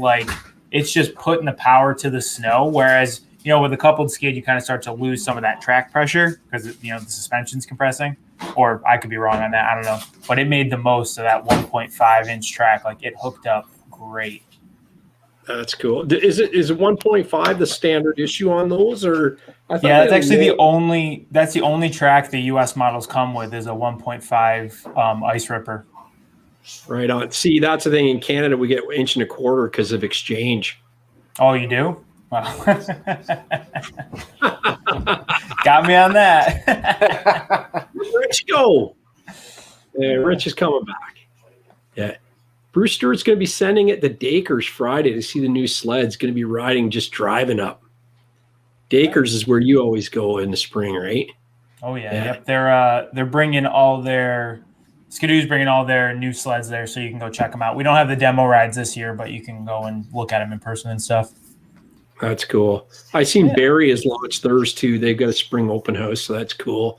Nice. Jumpman Jay says he saw Rave on the Lynx Rave on the trail yesterday. Stopped the guy to chat. First one in our area, and he said it's awesome so far, especially on the rough, low snow conditions we had. That's cool. Yeah. That's what they're built for, though, man. Like, I don't know. Is it for everyone? Probably not. But if it's something where you want really rough riding, like, what do you think as far as bump capability compared to the XRS? Is it pretty rocking, or is it about comparable, or what? So the way that Bibbins had it set up, I thought it was still pretty compliant. Like, when I would do the little wheelies and it would come back down, it's still compressed. It wasn't like rock hard or anything. The way I described this to my buddy Kevin, because he was really curious about it, the XRS feels very business. It's made to shred a trail, do it very well, get through the corners, all that stuff. And then the Lynx feels a little. It issues a receipt for tax purposes. Yeah. And the Lynx is just a little more pleasure. It's a little happier to like lift the skis and mess around and kind of like that hot dog sled. So like for that reason, if your goal is to shred a trail as fast as you can, I don't necessarily think the Lynx is the best choice. But if you're trying to go down mogulled out trails and play around and kind of get over stuff like that, I think the Lynx is a pretty good sled. So we'll see. We'll see how they go next year. I'm sure a lot of people will buy them that probably shouldn't have and won't like them, but I'm sure just as many will buy them and absolutely love them. So yeah. Oh, I think so. Like it's one of those things. It's no, my buddy Furry from Backyard Recreation, he said it's really long. Like did you find the hood really long? Like he rides a Summit 170, like he rides a 165 Summit, but he said the hood is really long. Yeah, I said that in my review too, that the bodywork felt bigger overall. And someone was telling me it's actually 2 inches narrower than the G4. I didn't find that, especially with the way the panels are designed. They feel a lot bigger. And then looking at it, it looks like just a bulkier sled than a G4. A G4 kind of looks like shrink wrapped next to it. But when I was on it, I didn't really find that it was like obstructing anything or anything like that. Oh, that's cool. That's cool. Does it feel more? Does it feel like a typical planted Skidoo, or does it feel a little more playful, like a Polaris? Probably the most playful sled I've ever ridden, and I've owned 2 Assaults. Like, I mean, maybe I could have set my Assault up to ride like that, but like it was wildly eager to lift the skis, like super playful. You're barely ever letting them touch the ground. It's got really deep keels on the skis, so that when they do touch, they bite. But as soon as you hit the throttle, it's popping it up. And it's just, it's amazing that it does have the same DNA as the G4 because they ride so differently. Interesting. Yeah. No, but it's cool. great because, for 2 different sets of riders, you can have 2 very different sleds. The G4 can be, like I said, very business, ripping groom trails, still getting through the bumps well. And then the Lynx can kind of be that mogul mashing, playing around type sled. Yeah, it's cool. You think it would be better in the deep snow though, right? Or the really ungroomed deep kind of thing, or what? Like where like the XRS is more of a whooped out trail sled. Yeah, I mean, I think definitely when you get off trail, it's going to play around a lot like an Assault. I thought the G4 was pretty good at playing around in general. So you had an uncoupled skid to kind of lift it up on top of the snow a little bit more. I think it's going to be a riot in the deep snow. Yeah. What's your feeling on coupled versus uncoupled, Louie? I try not to ride couple too much. Makes sense. The Elan's bogey suspension. I mean, How That's much the best more you can what get. can I say? Yeah, I know. Exactly. Yeah. They don't make them like I don't that. like. Hey, No, I don't do much trail riding, right? So, it's I started on a 72 Motoski Capri 399 single cylinder 3 years ago. No, when I was a kid. And and then when I bought the Nordic, I bought it just it was a good deal, and it was something cool I wanted to have. And I couldn't believe how smooth that thing rode as a bogey box. Oh yeah. Like I was expecting to be like from when my motoski, like I always stood up and you'd rock it like underneath yourself, like you could hammer on stuff. And the Nordic was like so smooth, like it was almost like it had sliders, but you just heard heavy. more noise. Yeah. Oh, it's heavy. You hear more stuff, but yeah. So Papa Watt says Bobby said Riot secretly a cat lover. We know he's not secretly a cat lover. Bobby has been out of the closet on Arctic cats for months, years. Yeah. Waiting on that release on the 3rd. See what's coming from them. Hey man, I hope they drop the gauntlet. I do too. You know I want to see big things from Cat. They need it. I think so. You think it's going to happen? Sadly, No. I don't think it's going to happen, but I wish it was going to happen. Yeah. So I more than anything, I know they have a very faithful crowd of followers, and people really like the Pro Cross, but they just need that spark to get them talked about again. Because I think they're kind of getting overlooked more and more. Yeah. Well, they have with the ties to Yamaha, they really do have the ability to come out with a game changer. Oh yeah. But at the same time, Yamaha almost kind of holds them back because they're very conservative with what it is that they do. Yeah. So, it's that's just my opinion, but I'm sure there's something in the works. Like, don't forget that anything that you see now was planned 5 years ago or 8 years ago. So, depending on how the R&D goes and the money behind it to put out a new product, there's always something that's a real, like the Alpha. There's new stuff in the works. Whether or not they put it out, because they need to see the market for it, right? Yeah. Whether or not that's going to happen, I don't know. It's hard to say. They've done a lot of awesome stuff in the past. I mean, with this is the front suspension they have now, the Alpha skid. I mean, I know they don't use it anymore, but like the Diamond Drive, all that, they've always tried new stuff. So they're great for that. Yeah. Rich is trying to get back in hard. He should be back soon. Yeah. I don't know what happened. He just dropped out, like just boom. Yeah. So I actually missed the little guy. So Grizzly 700 sent me a pic to share. Go for it. There it is. Sticker bomb wraps coming along. Oh, hey, here we go. Oh, I can't. Just wait. How do I do this? We got to kick it old school. Somebody was asking in the chat what I thought of the prices on the sleds. I will say, I was saying this to a couple. Oh yeah, I was saying this to a couple people in like my DMs. I think the Lynx is about $1,000 overpriced. I mean, in the US it's $17,600, and then last year for my brand new XRS, for an example, Louie, I paid $14,800. So it's a lot more for a sled that's 1 year newer. Definitely some newer tech, but man, I mean, to jump up that much in price, it's COVID pricing, man. Yeah, they know they'll sell COVID them. pricing. Yeah, absolutely. Yeah, it's a barrier to entry. Yeah, and that's kind of why. People, right? And that's kind of why I think Arctic Cat might hold off, because they know they'll still sell sleds because sleds are so hot right now. So if they wait a year, release whatever's new, that might entice more buying. But I don't know. That's a tough call.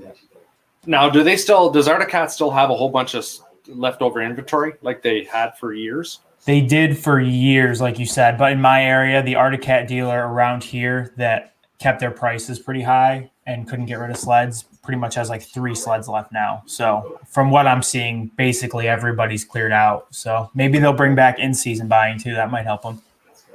Yeah. Because companies like Skidoo have released their 2022s early just to be able to sell sleds to people. You know, not the X packages and that type of thing, but some of their more in-season models like the sport sleds and all that.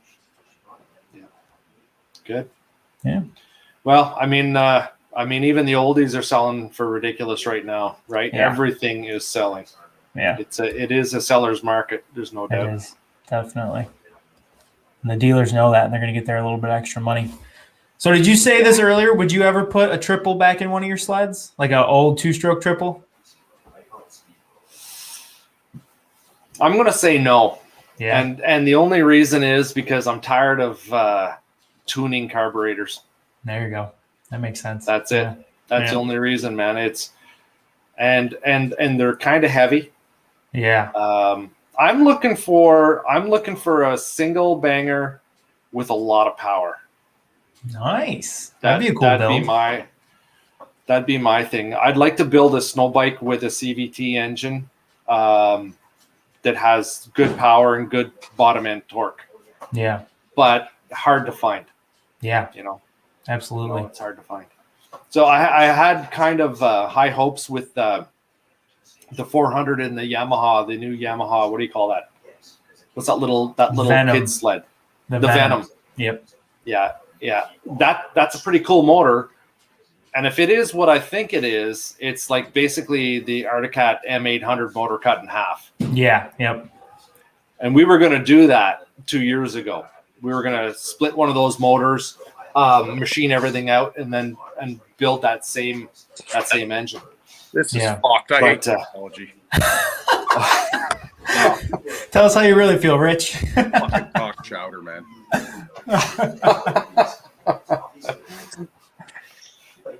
There you go. Yeah. Anyways. Yeah. Papa Walt says turbo that new 400cc from Cat. But something like that. Yeah. A turbo down low would give it the power that it needs, right? The low end torque. For sure. So you could do a lot with a sub like that. Well, you think you put that motor in a snow bike. Yeah. It gives you your CVT, gives you your power the whole time. I don't know. We'll see. So that's definitely your goal with a single cylinder would be to go 2-stroke, not 4-stroke. As long as it's CVT, I'm open to anything. Yeah. Okay. Nice. But if you think about it, here we are banging around old Dino oil fossil fuel run stuff. I don't know. Snow bike with electric package in it.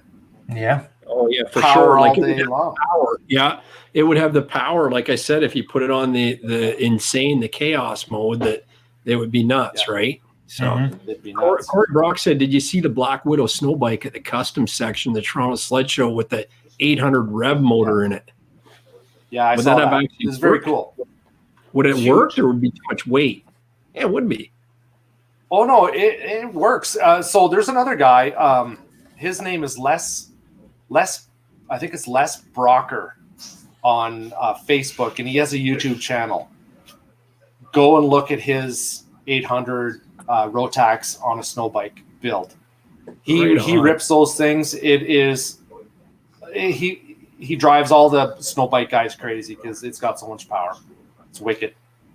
What was that? What was the YouTube thing you told me to look up earlier? The Ruffian. Okay. Ruffian.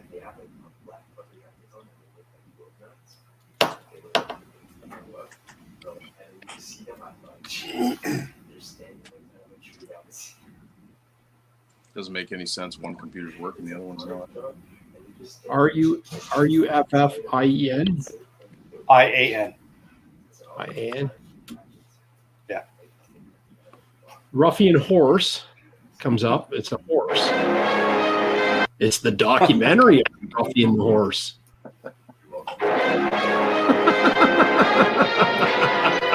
Ruffian Snowmobile, what do I gotta say? Ruffian Snow. There we Ruffian go. snow bike. That is pretty cool, man. Hold on a second here. I'll make sure everybody gets to see this. But, okay. Rich, we're glad to have you back, though, man. Like, really are. I don't know. Actually, I like Rich when he's angry. He's pretty good. That's pretty cool. He doesn't lose his shit much, but when he does, it's awesome. Grab the popcorn. Yeah. Here we go. It's pretty good. I met Rich. I thought, what if he's genuinely a super nice guy, man? Like they don't make him like that. I can't believe he's single. Maybe he's not single. Maybe he's got a little honey wagon happening right now. Okay, you guys ready for this? That looks awesome. Nice. Okay, so that's the 190 version. They have a full size bike kit that you can put a 450 in. Keely just bought one.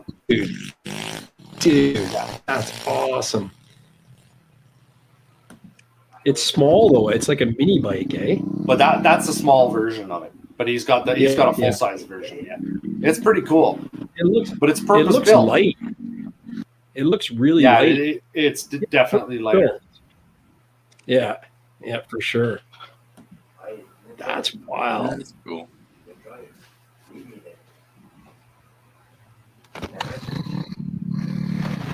Why didn't PowerModz build this? Well, we've been thinking about that. You know, we've been banging that stuff around in our heads, man. But I like to see this. I like to see guys doing this kind of thing. This is great. You know, there's a hole in that market, and these kind of guys fill it. Yeah, the little bike. That's pretty fun looking, man. Yeah, you should always wear a helmet, though. I will point that out. Always wear a helmet. Yeah, or at least a fur cap. You know, like a beaver skin cap. Yeah, for sure. Yeah, that's pretty wicked, man. Now that's older. These guys they've come a long way with this product. Like I said, he's got a full size version bike with the 450. Really cool. You guys should check it out. That's cool. We will. But wouldn't that be great just to bomb around in our environment? It would. It would be awesome. Can we get him on next week? Can we get Tyga on? You got to get me Tyga. I'd love to chat with that guy online. It's not one guy. Louis, it's like give me all of them. Then. It's like the Borg. There are many. The Borg. You remember the Borg? Yes, I do. Yes. Yeah, that's cool. There we go. Very good. That's awesome. And then what was the other channel that I had to chat to remind me of? Oh, we were going to watch the PowerModz meetup with Mudbrats. Hold on a second here. Does that guy still have a channel? Oh, yeah. Yeah, we were. I think I've time coded it. This is probably going to be embarrassing. No, it isn't. It'll be neat to see because you never see yourself from another person's view, right? Here we go. Here, I can't. This is not the computer I'm used to running here. Here, talk amongst yourselves. Still hear the other bike going. Yeah. Yeah. Well, there's nothing wrong with hearing a pit bike. Okay, here we go. Here. There's some weed up at the top. I don't know what. Yeah, that was the. Yeah, I always visit the good booths. Yeah. Rona, my buddy. So we go down here in the description here. You will show more for all you people here, and I've got it all time coded. So let me see if I've got PowerModz Louie right here. See that? You can just click this. Look at that. You're famous, buddy. We're gonna make you a star tonight. Well, you're making me famous. I appreciate that. I aim to please. Oh, we get an ad here. Here. Wow. Here we go. Don't ever skip an ad if you see. No. Here, Exactly. I'm going to skip this one just because, but don't ever do that on my channel. You should always watch them. Okay, so here's the guy. We're watching his stuff. There's his bits. Louie, how's it going, buddy? No problem, man. There it is. What a great guy. And see, don't look, guys, at how many stickers he gave me, because I've only got one visible on my sled. The other 4 are under the seat. Yeah. How's the store going? Yeah. You look good, eh? Who gave you the shiner? Did you not get I'm just your trying to remember that. Wednesday or what? What happened to me? I see that. I'm trying to figure that out. I'll tell you when I remember. Yeah. I think that's it. And then we met the cops that busted us. That was the best. That's a good video, guys. You should check that out. Fun times at the Toronto Sled Very Show. cool. Because we Very actually cool. ran into the cops that actually nailed us. So that's Oh. it. That was fun. Perfect. Yeah, so yeah, that's pretty good, eh? Like you did good. You were kissing babies and shaking hands and you treated me nicely, and that's why you're here today. If you were treating me like an ass, you wouldn't have been here today. Nice. Yeah. Oh, there goes where's Rich. Oh, He's got his GoPro launching GoPro, now. nice. He's meaning business now. This is not sponsored by GoPro anyway. But if GoPro did want to sponsor it, then they can send a free GoPro to fanphoto@mudbrats.com. Yeah. Then you can That's share not and corrupt crazy. video files like me. Hey, don't. nice. GoPro's going to sponsor me. Don't say Yeah. that. Yeah. I haven't been a lover of GoPro for years, so it's no skin off my back. Maybe they can make me a lover if they sent me a free Hero 9 with all the accessories. They might make me a lover. I gave it a try this winter, and I have to say, I still don't think it's as good as a Sony action camera. So, Yeah. yeah. I hear you, man. Between my corrupt footage and the battery life and how annoying the media mod is, they're a lot of work. I'm using 6-year-old technology. Yep. And all you gotta do is plug it in and swap a battery out occasionally. It doesn't even miss a beat. It doesn't skip a beat. But Are they going to update that model though? They should update it, eh? you know what the best action camera is? The one that's on the side of your face. Yeah. You know what I mean? Like it doesn't matter. I mean, the Hero 9's impressive. The video footage that comes out of that thing. You know, and Jesse's been getting great footage with it, right? So works in cold, doesn't die. Rob Reinhardt's got a Hero 9 coming too, he said. Yeah, it's Nice. the best they ever made. Odie says this is why I was late. Works Go ahead, in Louie. cold and doesn't die. I'd like to see that. Yeah, no, it I doesn't. want. As long as it's doesn't? 30 degrees Fahrenheit cold and not -2 cold, because in -2 cold you get Yeah. about 40 minutes of battery max. Yeah.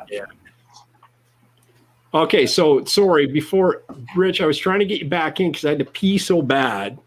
Oh And I yeah. was like, Rich, get back in here. Like Bobby's good, but he's gonna hold the show. But I mean, it'd be better if you were in here too. And then I just said, you know what?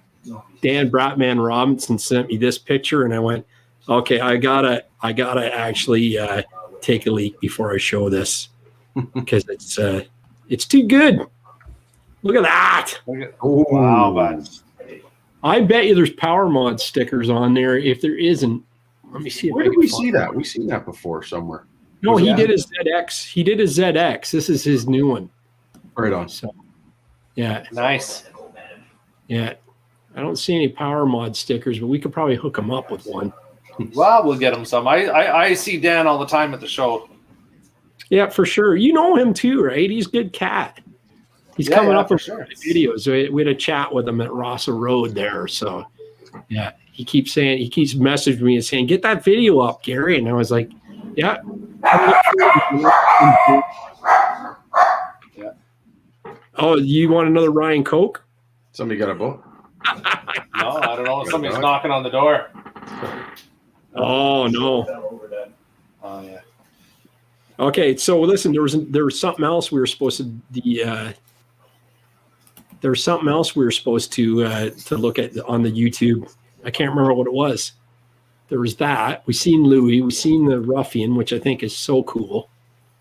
So, hey, Bobby, what GPS app are you using? Kind of avoided that one because I don't really even know what it is. Let me look at the name. I just kind of picked one. To be honest, I picked it more to see how close the Riot and the Skidoo were than how accurate it was. But it's just called GPS speedometer. That's it. Right on. Yeah. Keeping it simple. What did I got one on my phone that's actually got a G-force meter in it and the speed. Nice. I think it's actually called G-force. Yeah. And that's what I was using on my ATV clutch kit testing. So, yeah. Oh, Widowmaker on Facebook Watch. Don't know how I can share this though. Someone sent me a video of the Widowmaker. I bet it's on YouTube. We'll just go on. Oh, it is on YouTube. Yeah, it's on YouTube. I'm pretty sure.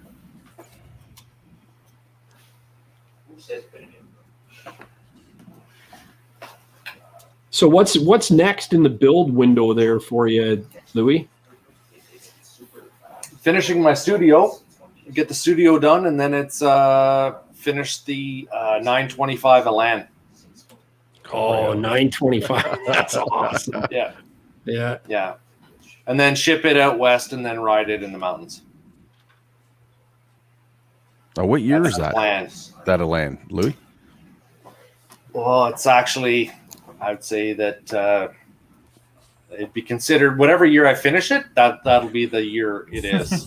it's a completely custom everything. It's a Frankenstein. Yeah. Yeah, 100%. Yeah, right It's on. got a 174 track on it.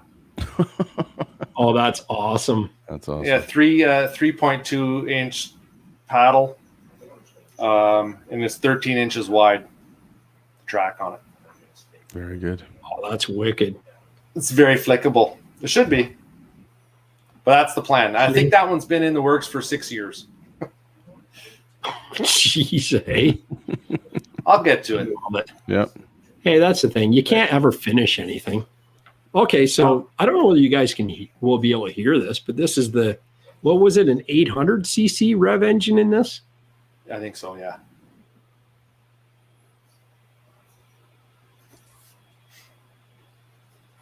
You guys hear that? No. Nope.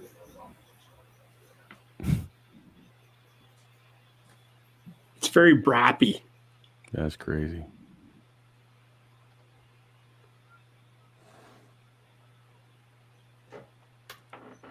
Can't really see much happening right now. It's long, eh? Like it's a long bike, man. I wonder how that would handle. Pretty cool. That is cool, though. It didn't do anything when he cracked it, though. Oh, yeah, it's really long. Holy crap. Putting up a good rooster tail. Oh, here we go back.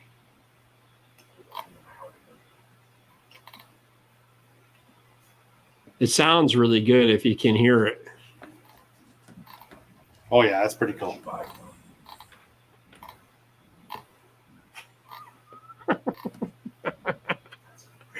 I love that.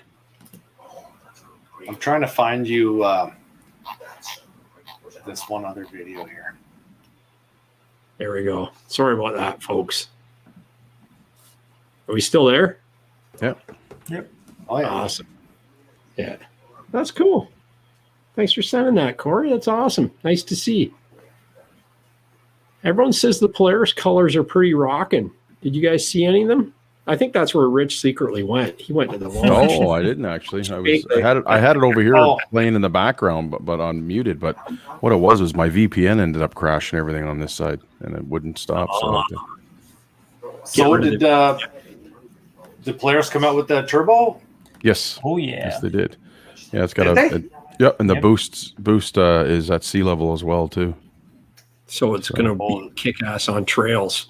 That's what they're saying. It's that's they said they pretty actually trail when they slides. developed the Patriot motor, they developed it specifically for this turbo.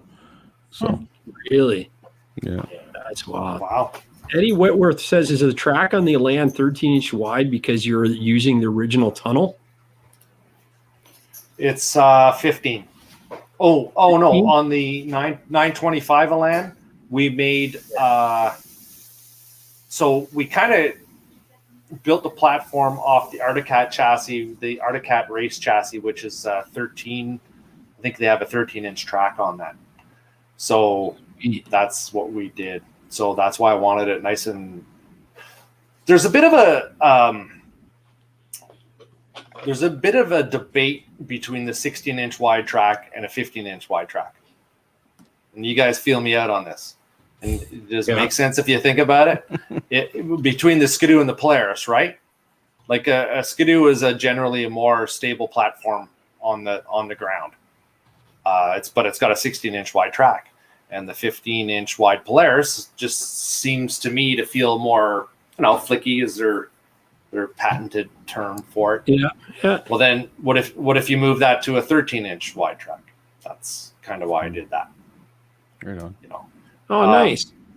I think the testing between the 16-inch and the 15-inch wide track, there's really barely any difference between the flotation in real life scenarios. Let's be honest. You're on an Elan with a 900 plus cc engine in it. Do you think a 2-inch wire track is really? I don't know. I don't know. I think it's got a 25-inch stance on it or something like that. So it should be a little hairy. Awesome. Yeah. I would really love to come down and see some of these things, man. Like my daughter's in school in Ottawa, right? I'd love to. I think I mentioned that to you when you had the store open. I wanted to pop in. And I think you were closed the one weekend, or you said if you're coming down, we are closing that weekend. So don't worry about it. But no, that would be great. I'll buzz you. The only weekend I closed. Yeah, it was. Yeah. And you had the big sale on that weekend too.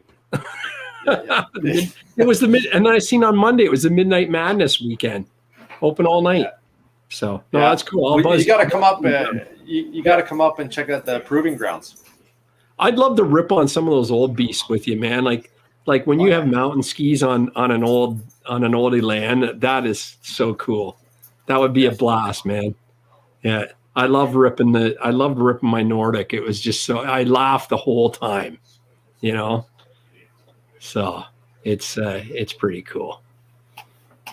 But yeah, Slowbee's chat, and he says he wants to give Dan Bratman Robinson a Slowbee sticker for that thing. I think that's a good idea.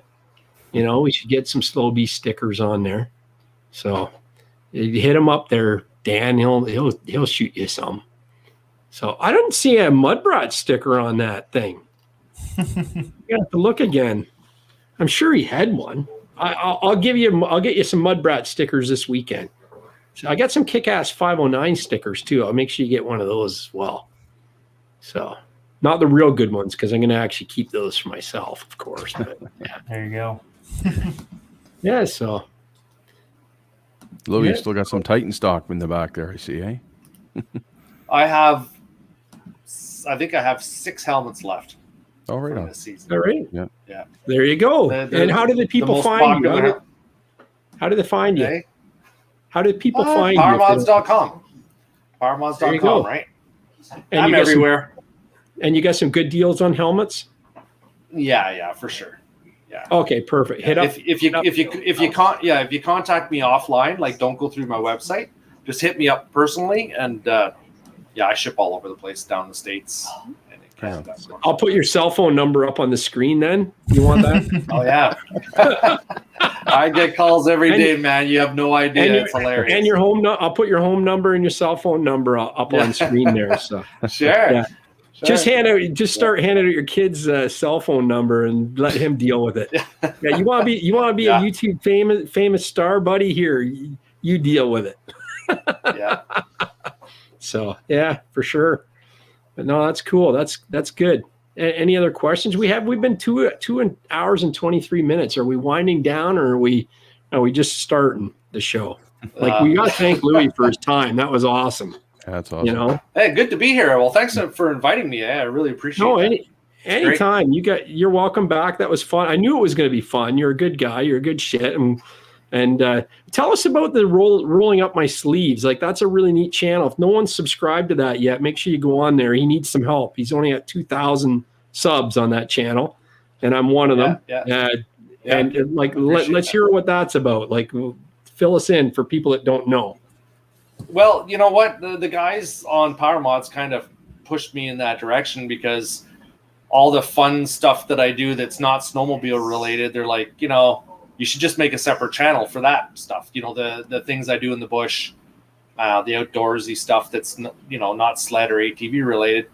So I just did it. I just made that channel, and it's me relaxing, doing things in the bush. We're going to be building some log cabins and cutting some trees down and fishing and maybe some hunting and all that kind of stuff. So yeah, just the other side of what we do. That's awesome.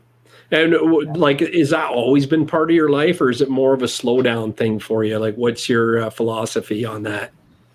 No, that's what I've always done. You know, the sleds. Yeah. Well, I mean, the sleds were just the tool that I used to do all that stuff, right? The sleds, the ATVs. So, you know, I always used it as my mode of transportation to go to my remote camp up north, fishing or, you know, hunting with the ATVs.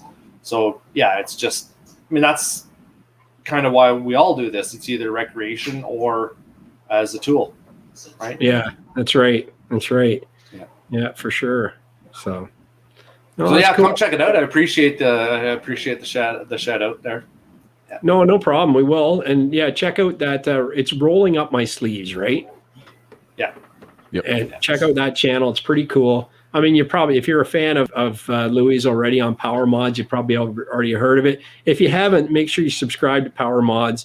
Make sure you subscribe to Rolling Up My Sleeves. Subscribe to Rev Rider 550. Subscribe to Rich Outdoors, and of course, subscribe to Mudbrats. You got to do that, and away we go. But really, Louis, thank you so much. If you want to hang around for a quick chat after the credits roll, I'm just going to roll some credits, and then we'll end this.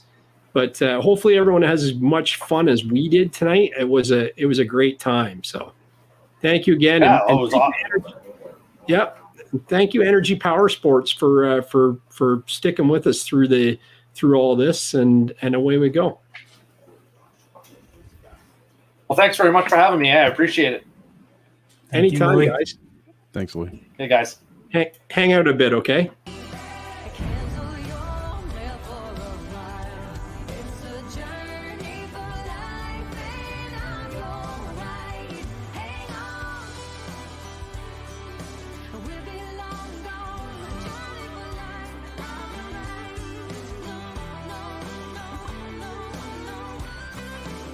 It's a journey for